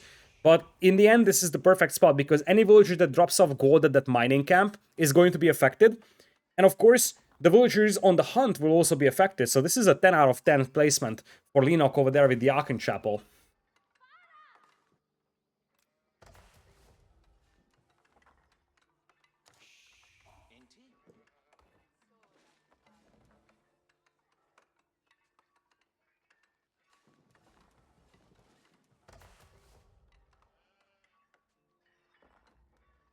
Both sides going up with the Aachen Chapel, as we have a barracks coming in here. You could see that for a brief moment for MarineLorD. So that's the first thing that we're noticing here as a deviation between the two players' approaches.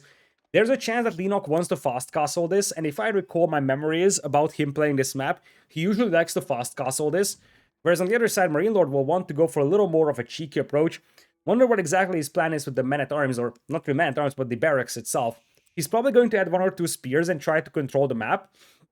The question is how Leenock is going to respond to that, if he's even going to respond.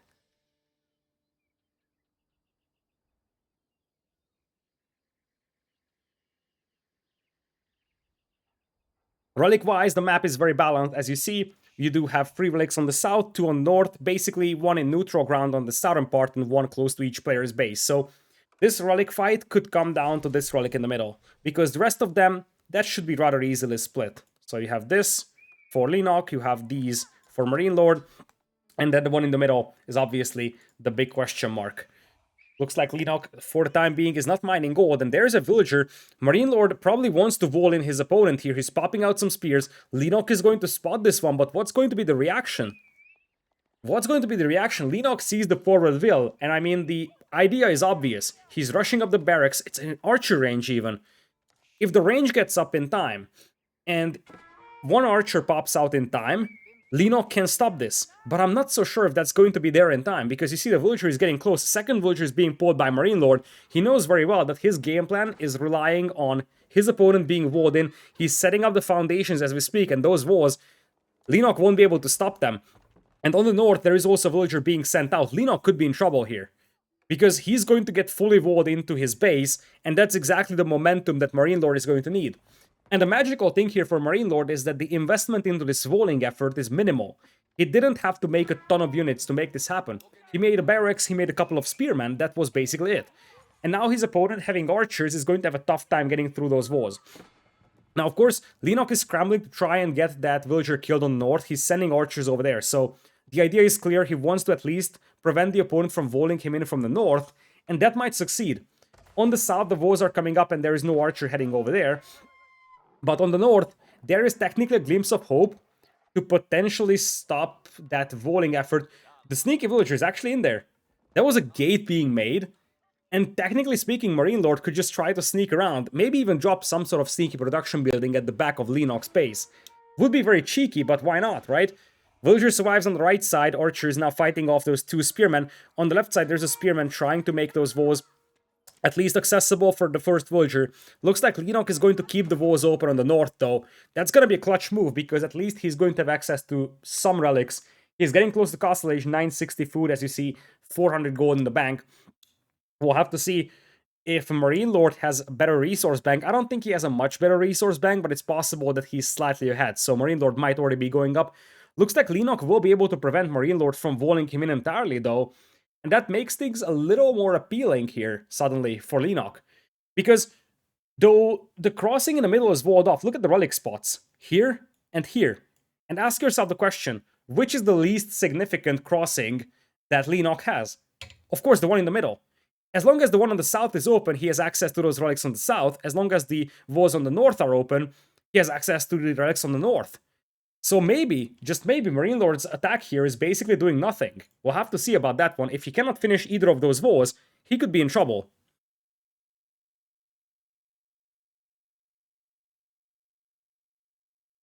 MarineLorD now adding horsemen. There is going to be a response in the form of spearmen from Leenock. And am I right seeing that MarineLorD is not going up to Castle Age? I think I am. Now the sneaky villager from the inside is now walling off the southern part, and now the villager is finishing off the north. The horsemen did their work. They pushed back the archers just enough to allow MarineLorD to wall this in, and despite the fact that Leenock is now getting up to Castle Age, he won't be able to get out of his base. So, job accomplished, or mission accomplished for MarineLorD. He's able to finish the walls, and with that, his opponent isn't going to be able to leave his base. The villager might be picked up over here, which would leave a somewhat weak wall section in here, but it looks like MarineLorD will be able to finish that too. And with that, now, Leenock cannot get out of his base, which gives a lot of time for MarineLorD to catch up when it comes to Castle Age timing. Right now, he's on 2 stables, 1 barracks, 600 food, 600 gold in the bank, and villagers are being pulled. I love that. All the villagers, because you need to get through those walls as soon as possible. MarineLorD is going to respond to that by dropping a tower. Horseman, getting through the gates here, you gotta respect that if you're Leenock. There's a gate here that the horseman can use to just attack your villagers. Villagers, of course, cannot go through that gate themselves, so it's a little bit of a tricky scenario. Pratt being pulled to try and heal those villagers, it's almost as if this was an all-in for Leenock. Of course, MarineLorD is just trying to delay this as much as possible, trying to get a tower up here. Pratt healing up the villagers. Gate is down to what seems to be 25% HP. Another volley comes out from the villagers. Archers trying to focus down the villagers. They do get 1 kill. The second villager gets pushed back. And with that, MarineLorD is going to call off this push. And you could see for a brief moment, if you could see MarineLorD's head, he was like, oh shoot, not this. Because now he knows that his opponent is able to access relics. The good news for him is that he's not far away from Castle Age, but that's basically all the good news, because now his opponent can go into Castle Age, well, his opponent's already in Castle Age, and he can start picking up those relics. That's the bigger concern for MarineLorD. And you could very well start with this one here in the middle, because that's the contested one. The other ones should be easier for you to secure.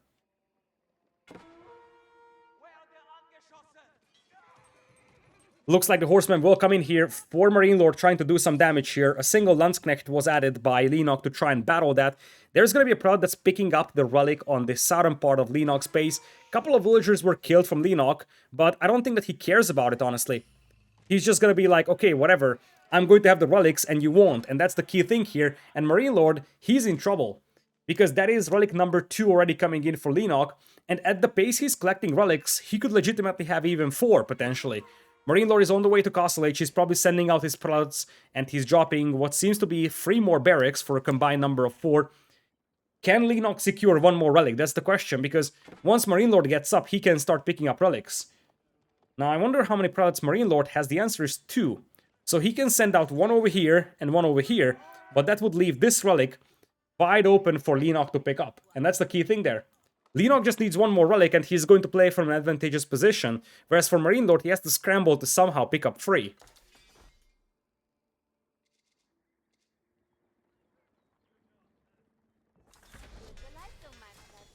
MarineLorD sending out a scout to the north. I don't even see MarineLorD's prelates, actually. Where are they? There is 1 blue dot at the bottom. He just picked up 1 relic. He's sending 1 out to the north. So he's going to have 2. He has a 3rd prelate added now. So I guess he's going to make a run for that last relic on the north. Leenock hasn't started moving out towards that. Could this be a possibility for MarineLorD to pick it up? There's only 1 scout guarding it. And I think MarineLorD... Is there a prelate moving out there? No, it's a men-at-arms. So MarineLorD is now adding some men-at-arms to try and deny that final relic. Leenock doesn't have a direct answer to that, although he's got some Landsknechte to fight it off. Now stables are being added. This is where things are getting interesting, because with the stables for Leenock being added, it also means that MarineLorD is going to add spears, which, in theory, should result in a Landsknecht addition by Leenock. His men-at-arms are getting pushed back for the time being by the spears, and the Landsknechte... He was trying to get that prelate killed, but ultimately, it is Leenock who's picking up that relic. MarineLorD is still trying to cut off the escape path for that monk, though. If he had 1 or 2 crossbowmen, there would be no hope for those to try and get the prelate killed. Volo attempt coming in here with no success other than pushing back the men-at-arms. At least this buys some time for Leenock, and he's getting closer and closer to his own base. He's got some knights. He needs 1 or 2 knights on the battlefield to kill the men-at-arms. Once again, bit of a dancing coming in. Landsknechte increasing in numbers. Men-at-arms increasing in numbers as well. It's all about escorting that prelate out there, but the dance is beginning. You will have to potentially sacrifice your army here to escort the prelate, but the prelate is making a run for it. He's running a circle around the battlefield, and he's like, I'm out of here, boys. And that's exactly what Leenock needed. He's getting away with that 1 relic. MarineLorD had to sacrifice so much to stop that prelate. He lost all his men-at-arms. And now we're looking at 21 army for Leenock, only 6 for MarineLorD. But what is bigger is that Leenock is going to have the 3rd relic.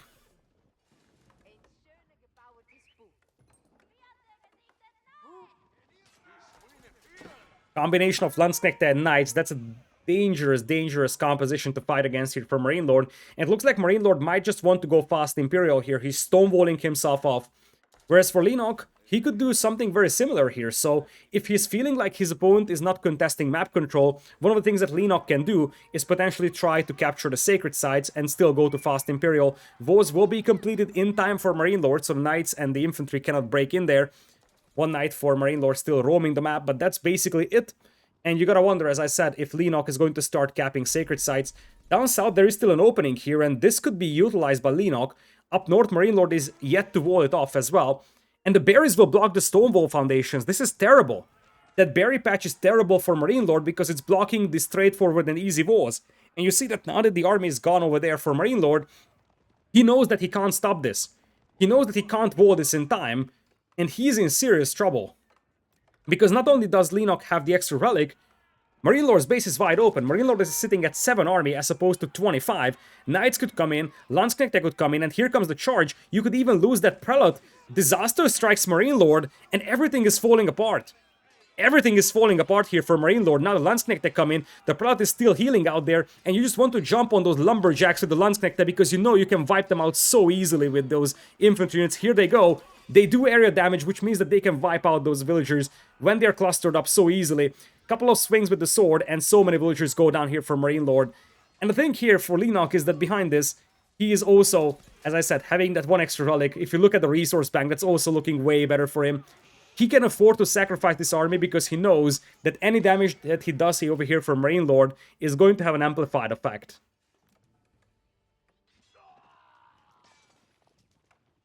Knight still in the base of MarineLorD. MarineLorD's eco right now is a bit of a train wreck. He doesn't have access to wood. His food villagers are getting denied as well, which is also something that's hurting him. This wasn't the most effective raid for Leenock. He didn't really target the villagers on the hunt on the right side or on the gold mines. He sort of ran into town center fire here, probably a little too greedy. But there is new waves of knights coming in, villagers now being pulled to try and get those walls finished. You gotta wonder if they can make it in time.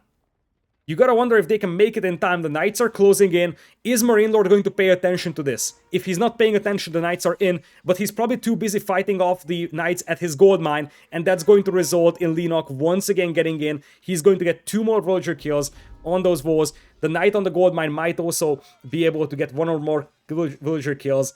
More knights are flooding in. At some point, MarineLorD might be able to stop that bleeding, but you gotta wonder when that point comes, because as long as these walls are open, the knights are just flooding into MarineLorD's eco, and Leenock is getting close to Imperial. MarineLorD taps out, and with that, Leenock is 1 game away from the Grand Finals.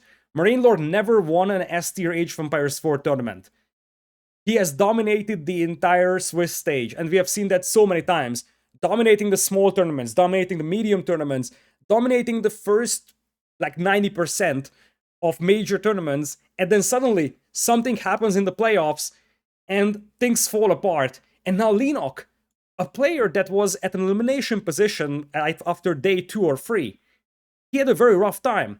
Leenock opened against TheMista in this tournament, won 3-1. After that, he loses to Beastie 3-1, he lost to Vortex 3-0, and he found himself close to elimination. He was able to come back 3-0 versus Viper, and then took down Lucifron 3-1. But Leenock, especially based on the Swiss stage performance, it really did not seem like he was gonna be able to make it to the Grand Finals. But then he takes down Mista 4-3 in the quarterfinals, and now he's pushing MarineLorD into a 3-1 position. This is tough for MarineLorD. This is a very tough scenario to be in. An HRE win now in a mirror matchup by Leenock, and this is what I wanted to reflect to. As I said, so far we have seen different civilizations being picked by players, and I think that a mirror matchup, especially an HRA mirror on this map, shows who is ahead right now in terms of execution, in terms of raw micro, macro, strategy selection, reactions, and that right now seems to be Leenock. Very difficult spot for MarineLorD to be in, but there is still hope. We are going to the next home map of MarineLorD with game number 5 coming up, match point for Leenock.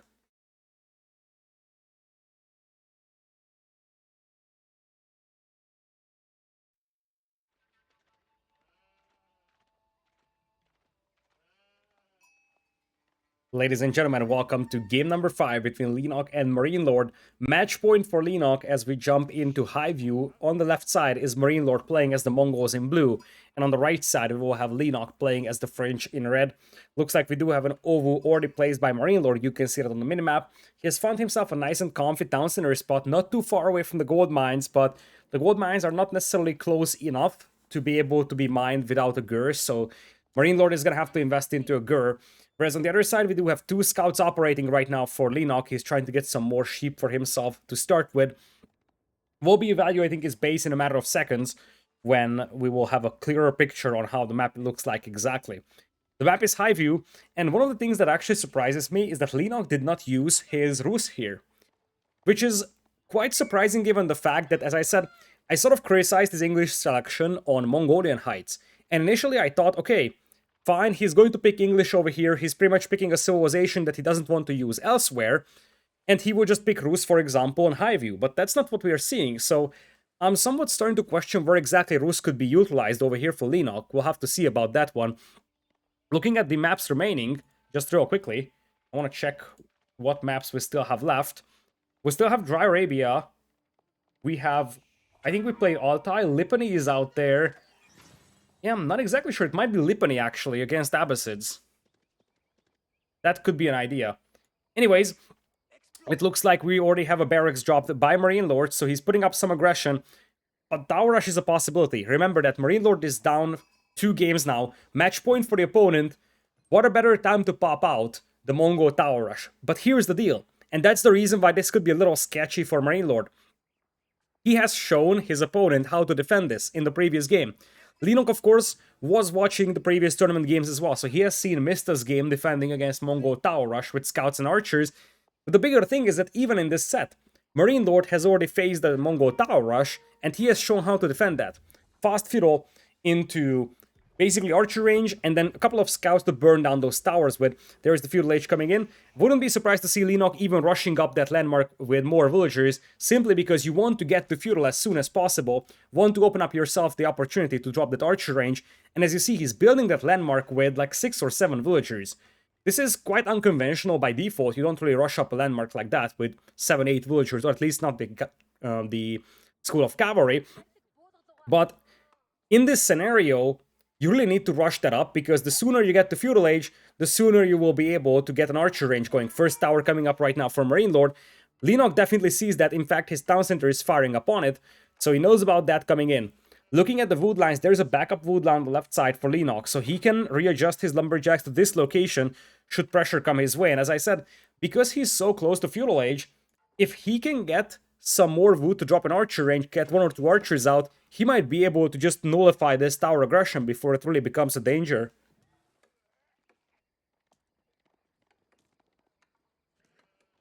One concern for Leenock is that he only has 90 wood in the bank, which makes it difficult for him to add archers. He's sending out some more villagers to chop trees while he still can. His only straggler trees close to the town center are also in the range of the towers, so he won't have access to straggler trees. He's gonna have to readjust his villagers to the woodland on the left side. Looks like lumberjacks will still be able to work though, and we're getting close to that first archer range being dropped. There is going to be scouts coming in, and indeed Leenock knows exactly how to defend against this one, because even if he forgot what happened in previous sets, he saw how his opponent defended against this one on King of the Hill.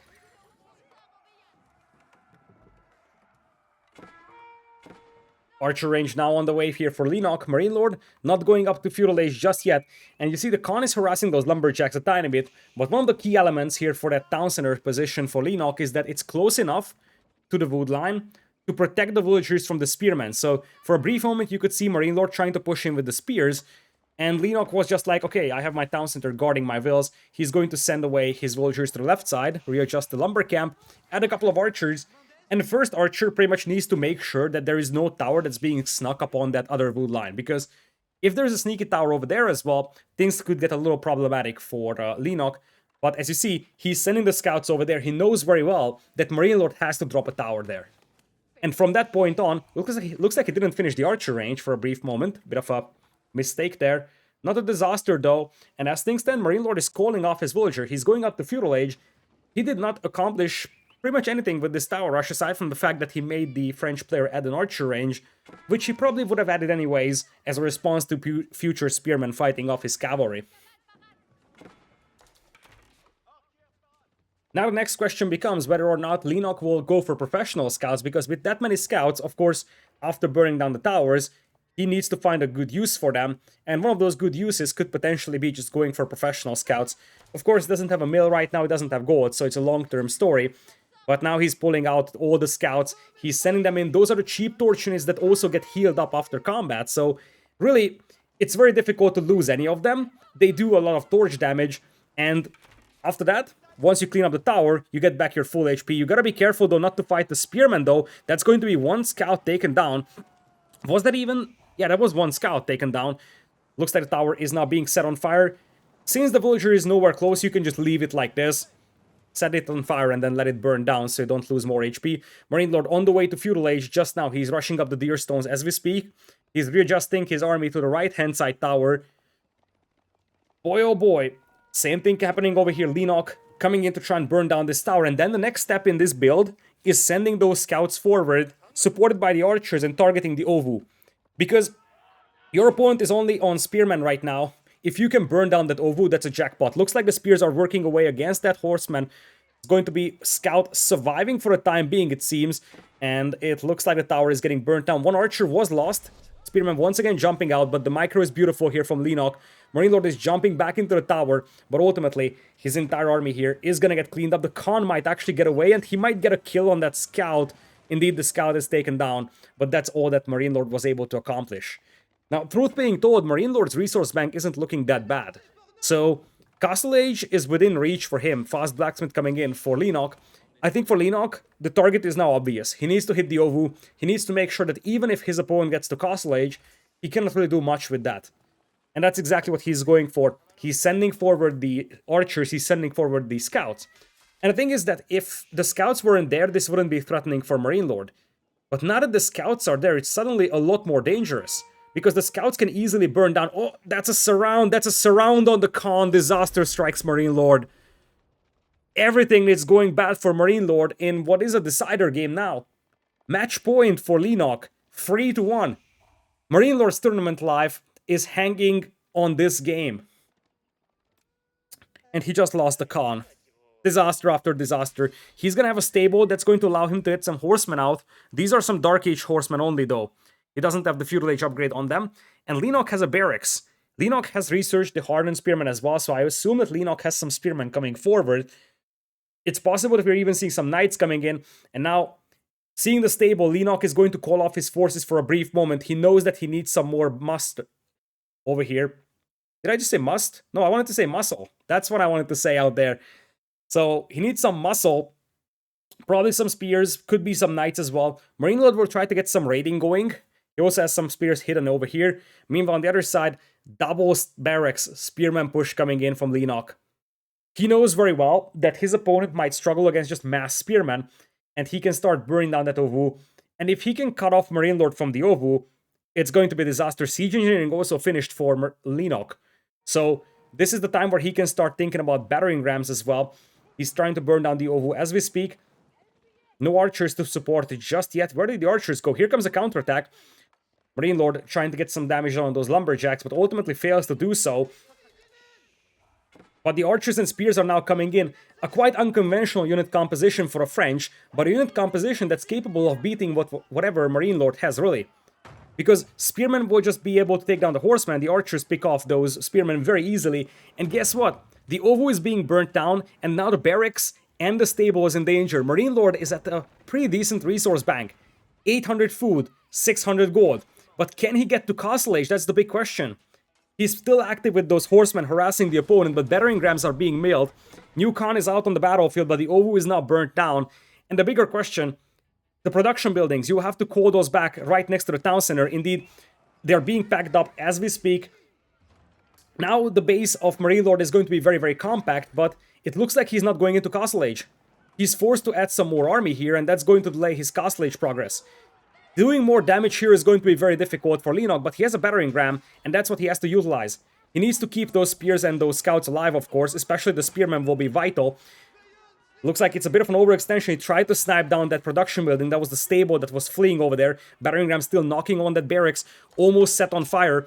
And now it looks like Leenock sees the blood in the water. This could be a battle for the game and the set, and for a chance in the grand finals if Leenock wins this. He sets the barracks on fire, and if the barracks goes down, there is no chance for MarineLorD to make more spearmen, opening up the possibility for Leenock to bring in some cavalry. He cancels one battering ram, places it elsewhere. Here comes the new ram trying to knock on the pastures now. Villagers will have to be pulled here for MarineLorD to burn it down, because that ram cannot be allowed to take down the pastures. Indeed, villagers are being pulled as we speak.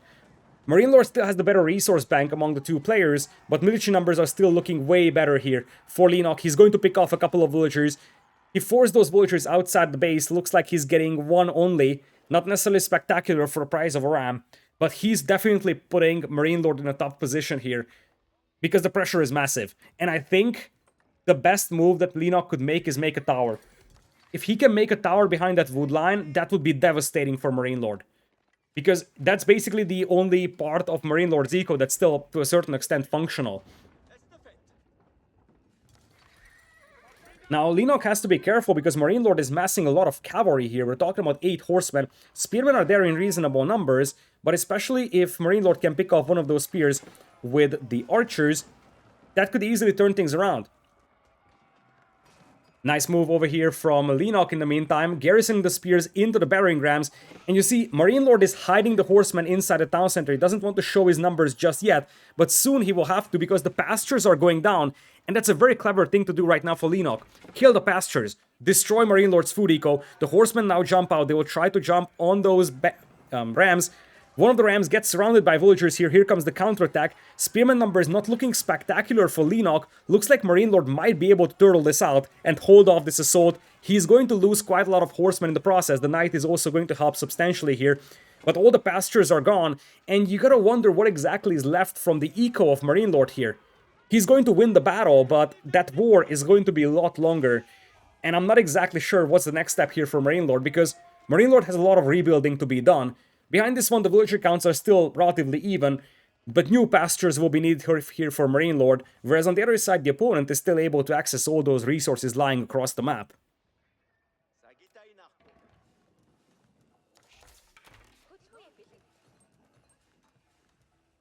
If MarineLorD gets back on track, he could think about Castle Age, but I think now it's going to be a full feudal warfare. You see MarineLorD, double horsemen trained on the stables, archers popping out as well. It's going to be horsemen, archers, spearmen, all the goodies from feudal age. Now Leenock is moving out towards potential hunts, and that's a little risky, although it might be for the berries on the right side actually. So Leenock's eco is going to be exposed to a certain extent, which means that counterattacks from MarineLorD could do a ton of damage. On the other hand, MarineLorD will have to stay back at home for some time, because Leenock is planning another push. The thing I don't like here for Leenock is that it's too many rams, too few units. Because the rams are nice, but if you can't protect them, it's not going to help. If you had like 5 or more knights here to support them, I would be happy with this. Without them, not so much, because as you see, the villagers are being pulled to torch them down. Archers opening up against the villagers. Not a single villager killed so far. And as you see, Leenock is a little too greedy here, potentially. He's taking a fight that he shouldn't take. Not enough spearmen for him, not enough knights, and the rams are being taken down. This is pure greed from Leenock, and is being punished really badly by MarineLorD. I think Leenock really believed that he has the army advantage here to win this battle, and now he's losing 2 more battering rams. Battering rams are expensive, and this is not the first one that Leenock loses, at least that's the 4th or 5th. And MarineLorD is converting all his resources into army. Bracing Spearmen will stun all the cavalry here from MarineLorD. That's going to be a good fight here for Leenock. He's going to force back the cavalry of MarineLorD for the time being. But you get the feel that Leenock should have focused a little bit more on army numbers rather than ram numbers. If he had, let's say, a second stable and he just started pumping out knights left and right, he could have started raiding the Mongol player now. And I feel like now MarineLorD is taking over. Because he managed to hold off this assault, he's sending the horsemen all the way to the enemy base. This might or might not get spotted by Leenock. I think the line of sight of that knight in the stealth forest was so low that he never noticed this. And if those horsemen get to the food eco, suddenly Leenock could start losing villagers. Looks like they're going for the lumberjacks though. Luckily for Leenock, there is basically no lumberjacks over there. Spearmen will adjust their position, and MarineLorD is going to have to disengage upon seeing the spears. Some knights are roaming around though, and this is exactly the style of gameplay that we need to see from Leenock if he wants to win the game. Because now he's realizing that the direct push into the Mongol base won't work, so it has to come down to just raiding and raiding with the knights.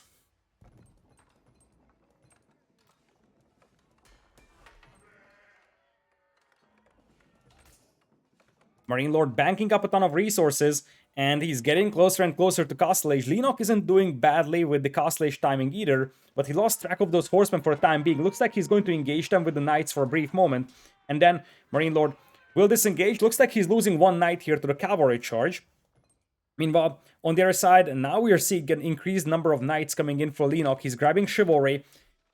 He still wants to go into Castle Age, though. You see, he's banking up a ton of food. His gold count isn't spectacular, so he's gonna have to stop making knights for a brief moment to get to Castle. And it looks like both players will be able to get to Castle Age at approximately the same time, but that's not a good sign for Mongols. In this scenario, the Mongols want to be the first to Castle Age, but this could be a great raid by MarineLorD. He knows that the berries are there, and you just need to probe them. MarineLorD's base is very compact, so it's difficult for Leenock to raid, whereas for Leenock, he's spread out all across the map, which opens up possibilities for MarineLorD to do raiding damage like this one. It's going to be so many villagers taken down, at least 5 or 6, and that's exactly the step that MarineLorD needs to take to get back into this game. He has 2 free villagers potentially. Knights are now launching a counterattack though, so you gotta respect that. There is still an option here for Leenock to do comparable damage. Villager count still relatively even. Not a single spearman back at home, and this is a perfect opportunity to jump on those villagers making the step redoubt. MarineLorD's Castle Age is being denied here. MarineLorD's Castle Age is being denied here, and this could be the entire source of a collapse. Holy potatoes. He's forced back into the town center, not a single spearman to deal with those knights, and Leenock knows that the knights can be sacrificed for the sake of delaying that Castle Age as long as possible. Villagers running circles around the town center, all the villagers of MarineLorD are being pulled, and the Castle Age is not moving forward for MarineLorD. In what is a match point game for Leenock, even though MarineLorD is doing the exact same thing. MarineLorD is doing the exact same thing, denying the Castle Age of the opponent. Looks like Leenock is getting back to his own landmark. MarineLorD is doing the same thing, new battering ram on the battlefield for Leenock. Both players getting close to Castle Age. Looks like MarineLorD might actually reach Castle Age a little faster. Absolutely ludicrous, crazy game so far. Leenock is so close, yet so far, I feel like. And this could be a source of concern for him, because I get the feel that the fights that he's taking right now are not necessarily that well considered. I think there is a bit of a greed over here. He feels that he's one game away, and it really starts to show. Some of these fights that he is taking, those are not very well considered fights, and he didn't take such fights in previous games. This being said, he's still in a good spot. 55 villagers over 44. He was able to do quite a lot of damage with those knights, and he gets to Castle Age at a comparable time compared to his opponent. So, Leenock is still in a good spot, but I feel like he needs to be a little bit more careful with the moves he makes, because there is definitely a chance for him to lose this game here.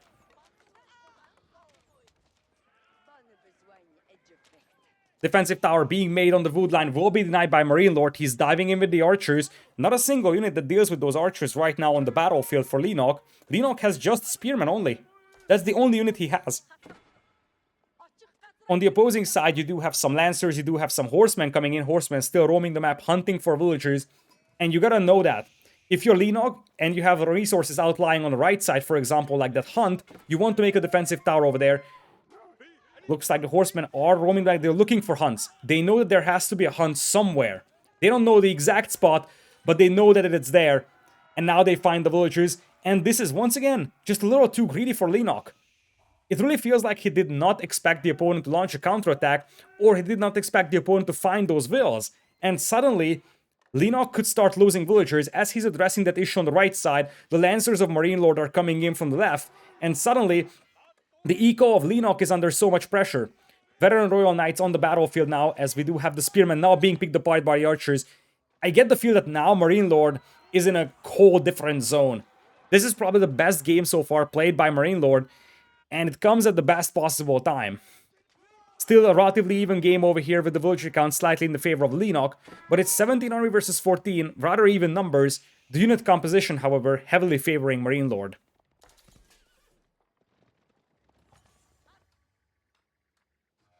Keep in mind, MarineLorD is also Mongols, which means that he can burn down those mills, and this way he could get a ton of bounty. Well, not a ton of bounty, but still, some extra resources this way would be a nice little addition. He also has the step readout, which means that his villager count deficit is not going to be that important. And now he's moving... Is that all the villagers being moved to gold? That's a little... Holy potato, that's a lot of gold that he wants to mine. What exactly he's going to do with that, I don't know. He's got 1200 food, so he could start making lancers day and night. But he doesn't really have the gold for that.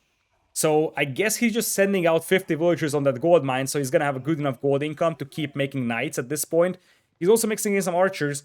On the other side, knights are coming in as well for Leenock. That's a ton of gold miners. Holy potatoes. That would be a jackpot to raid, to be honest, for Leenock. Meanwhile, for MarineLorD, once again, he's looking for those outlying resources. Berries, hunts, gold mines. Those are the targets for you. And as things stand, he is the only aggressor. Leenock hasn't really been attacking his base for the last minute, and you see, MarineLorD is very calm. If you look at his heart rate before his, or below his face cam, you can see that he's super duper calm. He knows very well that he's in a good spot here. Looks like we're going to see a farm transition from Leenock. On the other side, of course, you already have pastures working for the Mongol player, and things are getting better and better for MarineLorD.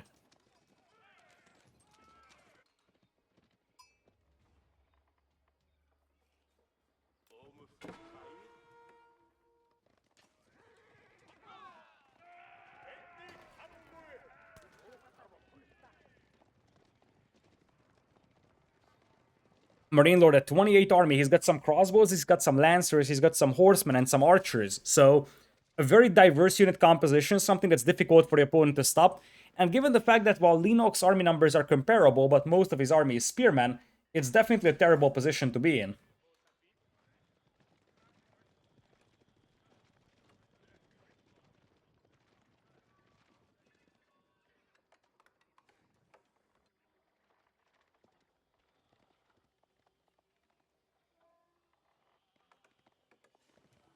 Knights now coming in from the right side. This would be a great opportunity for MarineLorD to do damage, and that he does. First villager goes down, second villager could be taken down. And on the left side, his main force is concentrated over there. So, This is basically a distraction on the right side. You see that Leenock is going to adjust to try and clean it up. And as he's doing that, here comes the big force. And they could burn down towers, they could burn down houses, and that would give them a ton of bounty to work with. That's the advantage here that MarineLorD is having. I mentioned this in the King of the Hill game. The Mongols are very good at starting a snowball like that and then just building on the fact that they already have the advantage and they are already being the aggressors. So houses being burned down, those give bounty, every single building like that, to MarineLorD, making it easier and easier to get more army on the battlefield, and making it more and more difficult for Leenock to get any army on the battlefield, because right now Leenock is at 80 population space available only. He's losing house after house, he can't add more army, and his army is right now just spearmen basically. Those will be killed by the archers, and it looks like MarineLorD is not going down this easily, because he's now tearing apart the opponent at this point.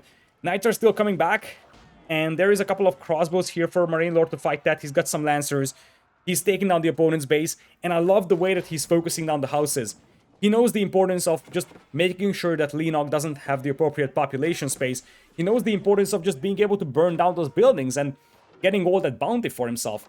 2 or 3 houses killed is like 50 gold, 50 food, which is not a ton of resources, but it's still definitely helpful, especially when you're low on food like that. MarineLorD is floating a ton of gold, no surprise. He's got like 50 villagers on gold. Now he's crawling deeper and deeper into the opponent's base. He's probably going for those farms. That's the juicy target when it comes to the raiding bounty.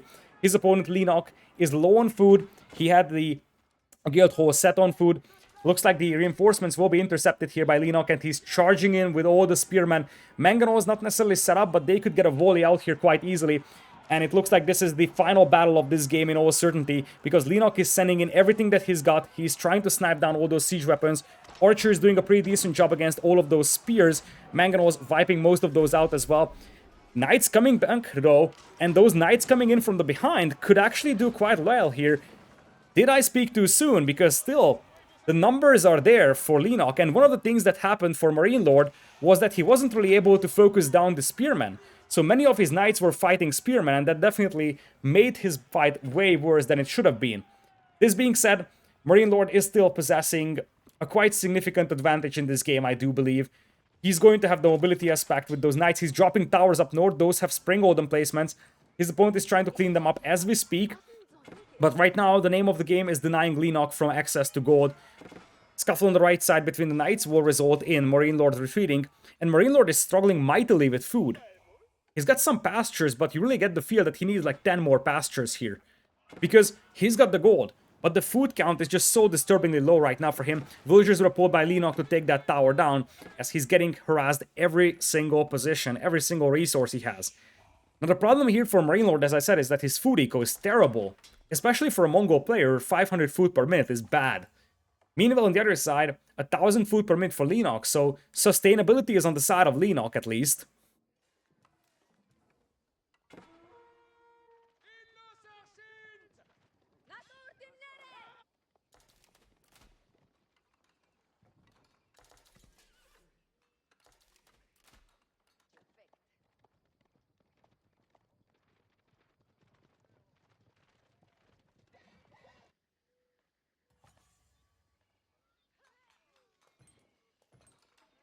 MarineLorD still very heavy on the gold mining operation.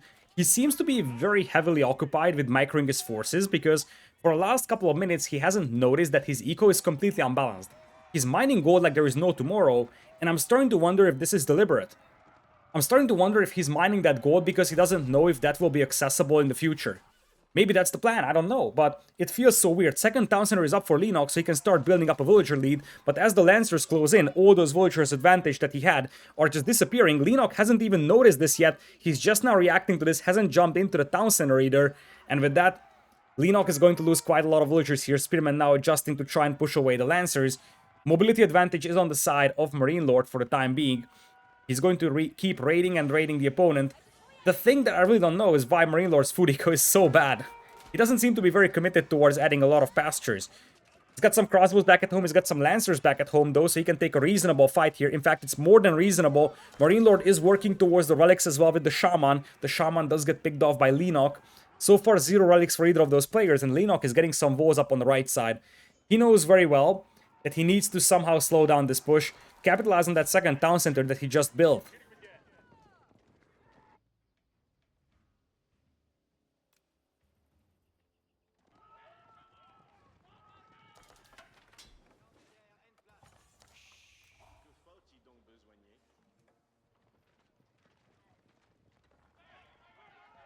Leenock moving out of his base, taking on the first towers out there. Slowly but surely, Leenock is regaining map control. And the reason why this is happening is because, once again, I'm freaking out here as I'm sitting and watching this. MarineLorD's food eco is an absolute train wreck. Hello? He has a gigantic amount of gold income. He's mining gold like there is no tomorrow, really. Just lost a new shaman in the middle. But he's mining gold like crazy, yet his food eco is a train wreck. And I don't understand it. He's got 1100... Like you see, look at this.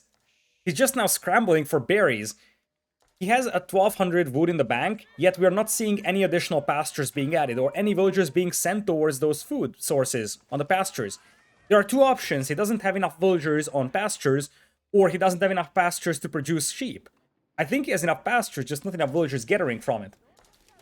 This being said, he's at 121 population, 118 for his opponent Leenock, so it's dead even, but Knights are swooping in, and Leenock is realizing that, oh shoot, my opponent is taking berries, might as well raid that, and that's exactly what he's doing.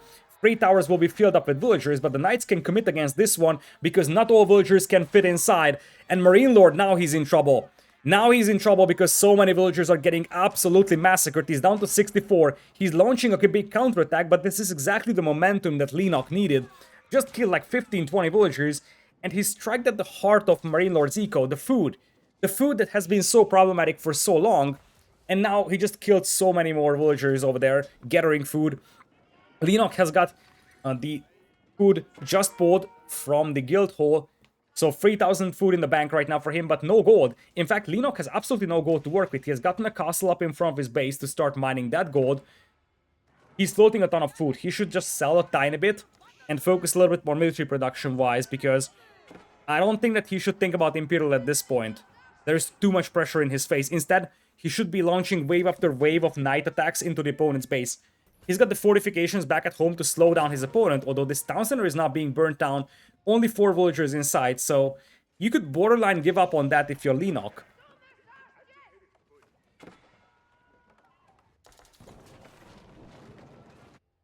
Looks like that's exactly what he's doing right now. MarineLorD's got some towers on the right side, as he's going to take down the town center in the middle. He might even find some farmers to the north. Horsemen being added by Leenock. He's realizing that, okay, he's running low on gold. He could be in trouble. Adding some horsemen here. While it's not going to be as good as the Knights were, it's still going to be a unit that you can use to raid the opponent. And given the fact that MarineLorD also has a ton of crossbows in his army, it might help a lot, because the crossbows won't fare well against those horsemen, unlike they do against those knights, and this is going to be, once again, the perfect timing by Leenock. He's finding that position just when the step redoubt arrives. There's a window for him to burn down the step redoubt, which obviously would be an absolute disaster for MarineLorD once again. Some knights from MarineLorD are going to start harassing his food eco, as MarineLorD is sending over some lancers to deal with that aggression. Looks like MarineLorD's forces are now running into the castle fire here. A couple of crossbows getting taken down. Step redoubt escaping the battle here in just a blink of an eye.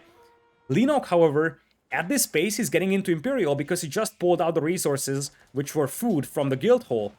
And now that he has access to gold, he could get to Imperial, and that would be a massive power spike. Elite Royal Knights would be a huge, huge spike here. And there is still some gold to mine for Leenock, not a tremendous amount. I'm starting to feel like MarineLorD is intentionally mining up all the gold on the map, and he's just saying, okay, I'm not going to leave you with any gold on this map. Almost kamikaze mining level. He's just saying, okay, I'm going to mine up everything, because I know that with French, you need a lot of gold to operate. Now, Leenock has this gold mine. He doesn't have more stone to make more castles, though. There is a big gold mine on the left side that's guarded by towers, and this game plan might work out for MarineLorD, because his opponent could indeed really struggle getting some more gold for himself. Here comes a counterattack with the Lancers trying to jump on all of the wood lines, but I love the move from Leenock to send over the Knights. He knows that his opponent's army is in his base, so this is a window for him to do damage. And if he can burn down some towers, he can get access to gold. Even more importantly, though, he could get access to the opponent's eco. And it looks like he's also cleaning up quite a lot of knights inside his eco with all those spearmen coming out. Mass Spearman is not something that MarineLorD has an answer to, actually. Mass Spearman is not something that he has an answer to, and we have seen this composition before in the King of the Hill game. Lancers and crossbows, and Leenock just defeated that with Mass Spearman in that game, and he doesn't even need gold to do that. Leenock has enough resources to go into Imperial. I think MarineLorD needs to win a battle here. If MarineLorD doesn't win a battle here, he could be in trouble, because that is Imperial Age coming in for our French player, and that's a red palace right next to the big gold mine. Huge move, juggernaut move for Leenock, because he knows that the red palace is going to be very difficult to take down for the opponent. And I feel like we could see MarineLorD exiting N4C here in the next few minutes, because MarineLorD isn't able to push the opponent's base, and now he's being overrun by spears. He doesn't have the answer to those spearmen. He's trying his best to focus down all of those knights, but it's mostly horsemen and spearmen now. Crossbows aren't going to work well against either of those, and the spears are just overrunning the lancers here. It's a full flood of light units by Leenock. He's going into Imperial Age as we speak, and MarineLorD, at the brink of collapse, he could exit N4C in the semifinals after dominating the Swiss stage, and Leenock an absolute monstrous performance. I think Leenock may have just delivered the best set he has played in entire N4C, might be the best set that he played in the entire Age of Empires 4 career of his, because this is now a huge advantage that he's in. He's got access to gold, he's got Imperial Age, and all he needs to do is just make sure he doesn't die to this group of crossbowmen. His army has been battered a tiny bit, but he's still at 45 military population. Once again, the spearmen are coming in for the push.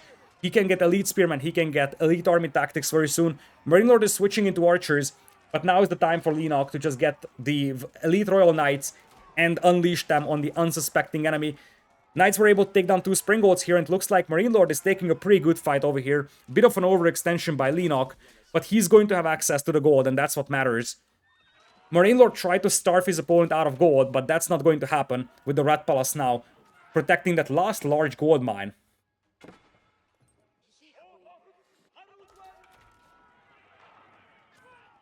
Population still rather close. Leenock's army numbers getting concerning though. If he can get a Mangonel out, he could wipe out that army of archers and crossbowmen. Indeed, here comes the Mangonel for him.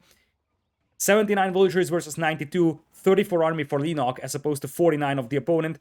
MarineLorD is not far away from Imperial, but his food count is once again just a little too low for that. If he finds a way to Imperial, we're talking about an even game, I think. Nice move from MarineLorD, once again probing that hunt, seeing if the opponent is over there. But right now, Leenock is no longer out there.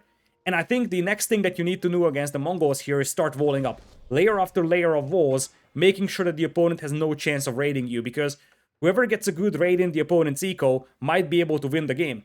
And that's applicable to MarineLorD as well. He gets a good raid, he still has a shot.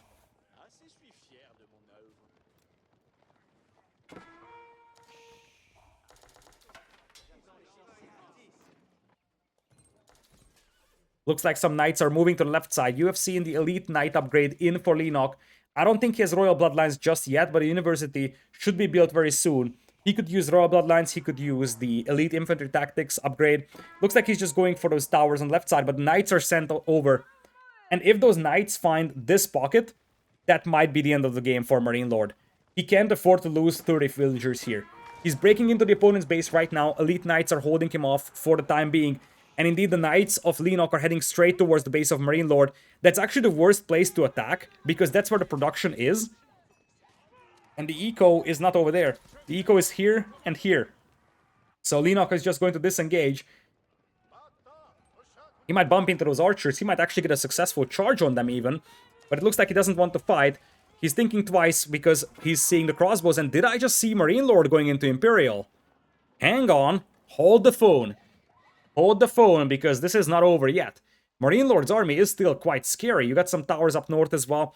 MarineLorD is sitting on 2 relics. Leenock hasn't gotten a single relic, though he technically has the access to them.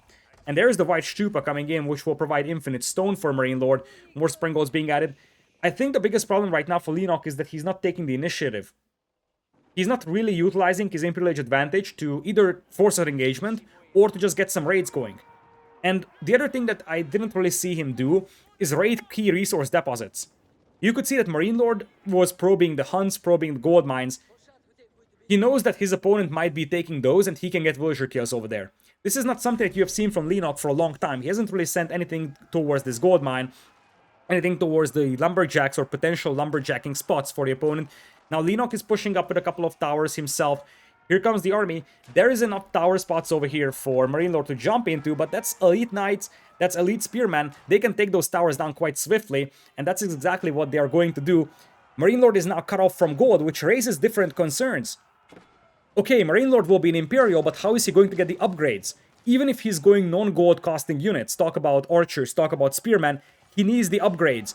And MarineLorD is being cut off at the worst possible time from the access to gold, because he's unable to get the upgrades. He managed to squeeze out the Spring Gold range upgrade and the Elite Archer upgrade, but that's it. That's a gigantic force he still has. Most of those are archers and crossbowmen. Spring Gold Mangano is opening fire against this one. Now it is the Step Redoubt being taken down. Springolds will trade rather evenly here, and it looks like for now Leenock's forces are getting pushed back. Mangano still in the Stealth Forest. It's going to get forced back for the time being. I think Leenock needs one good raid and he can win this game. The army of MarineLorD is much slower than his. He needs to take the initiative though, because MarineLorD, if he's given time, he's going to be able to balance his eco, and he's going to be able to just get some upgrades in for Imperial, and suddenly the armies will be even. Goldmine is almost dry here, so Leenock not having relics. His only source of gold will be the guild hall, but that's obviously going to help a lot here. Now here comes a raid, and this is what I was referring to. You have to take the initiative. MarineLorD is still waiting for his upgrades, waiting for the numbers to grow up. So you are trying to get some raids going. Leenock is just simply unlucky that he can't really find the good targets, because the real target is here on the left side.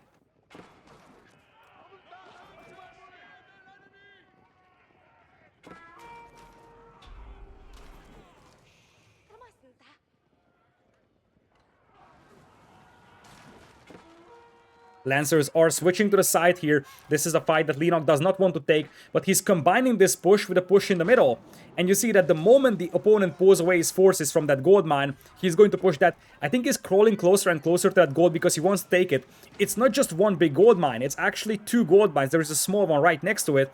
Towers are being taken down, and it looks like MarineLorD lost track of those Lancers for the time being. Towers are down, Step Redoubt quite heavily exposed, and there is a new group of units out here. I think those are just villagers, gold miners to be precise. Leenock could think about a forward castle somewhere around over here. Start mining stone, forward castle there. Start limiting the opponent's map control as much as possible. Fortified tower in the middle for Leenock. He's crawling up here. Mongols' economy is very efficient, let's not forget that, and Mongols do have infinite stone now with the White Stupa, and there's the kamikaze gold mining from both players. Manganos are opening up on the villagers, big fight happening. This could be for the set, this could be for the entire semifinals. Here come the villagers trying to mine some gold. The elite knights are jumping on all the villagers of MarineLorD. They seem to ignore the enemy army. Manganos were taken down by the Springolds here, but the numbers are just so massive. And the thing is that the archers and the crossbows of MarineLorD are not focusing fire. The archers are not focusing on the spears, the crossbows not focusing on knights, and the end result is a mess here. The brute force numbers of Leenock are overrunning MarineLorD, and MarineLorD knows it. MarineLorD knows it. This is not the day either. He's not going to win an S-tier tournament in Age of Empires 4 right now, because Leenock pulls a gigantic upset, absolute juggernaut of a play from him, the best set that he has played so far, and boy oh boy does he deserve a spot in the grand finals, taking down MarineLorD 4-1. MarineLorD lost only 3 games in the 18 games he played in the Swiss stage. I have seen my YouTube comments on the series I casted. People were saying nerf MarineLorD. We have seen MarineLorD dominate every single set in the Swiss stage, but just like in some other previous major tournaments in Age of Empires 4, something seems to break when playoff time comes, and we haven't seen a full-strength MarineLorD today. This wasn't the best MarineLorD that we have seen in this tournament, but boy oh boy was this the best Leenock that we have seen. Clean reactions, clean execution. Wasn't perfect every single time. This was probably the hardest game for him to pull off, but ultimately he's able to secure a victory here. Very convincing set. It's not even a close set that he has won, although the score is somewhat deceiving because some of these games were indeed very competitive. But ultimately, looking at the scoreline, that's a 4-1 victory for Leenock. He's getting into the grand finals, and I'm not gonna lie, before the tournament, we have seen some people saying that Leenock is the underdog of the tournament. And I somehow doubted that. I was like, it's a possibility. I was sitting there saying that Leenock technically has a chance, but I don't think that he's going to get to the finals. Then we saw him playing in the Swiss stage with mixed results. I still was there and said, okay, he will probably get to the top 6, but I don't think that he's going to be able to get through MarineLorD. He takes down TheMista in the quarterfinals 4-3. TheMista almost knocked him out. In fact, it was a very, very close set. And then he gets into the semifinals against MarineLorD. And when I started to sit down to cast this one, I'm not going to lie, I said, This is going to be very difficult for Leenock. My prediction before this set, although I didn't say this publicly, was 4-1 or 4-2 for MarineLorD, and boy oh boy was I wrong. Leenock takes this 4-1, and he's moving into the grand finals. What a set, what a performance from him. Well-deserved win, and for MarineLorD, bit of a heartbreaker, but let's not lie here. The thing is that this wasn't the perfect MarineLorD that we have seen today. His tournament performance, the rest of the tournament, was crystal clean, but he needs to start working on finishing things because something seems to break in the playoffs. One of the things that was highlighted with him every single time is that he's dominating the main events of tournaments, he's dominating smaller tournaments, but when he's arriving to the biggest stage, semifinals, grand finals, something breaks and he somehow always finds himself eliminated and someone else taking the crown. It is going to be Leenock moving into the grand finals of the tournament. Well-deserved win for him, and for MarineLorD, he's going to finish the tournament with a semi-final spot. Not something that he has to be ashamed of, though. So, while obviously many people expected MarineLorD to win this tournament, let's not be harsh on him. Basically, the expectations of him getting into the grand finals and winning him, that's a massive amount of pressure. He played well. He's going to finish in the semifinals. Leenock gets into the grand finals.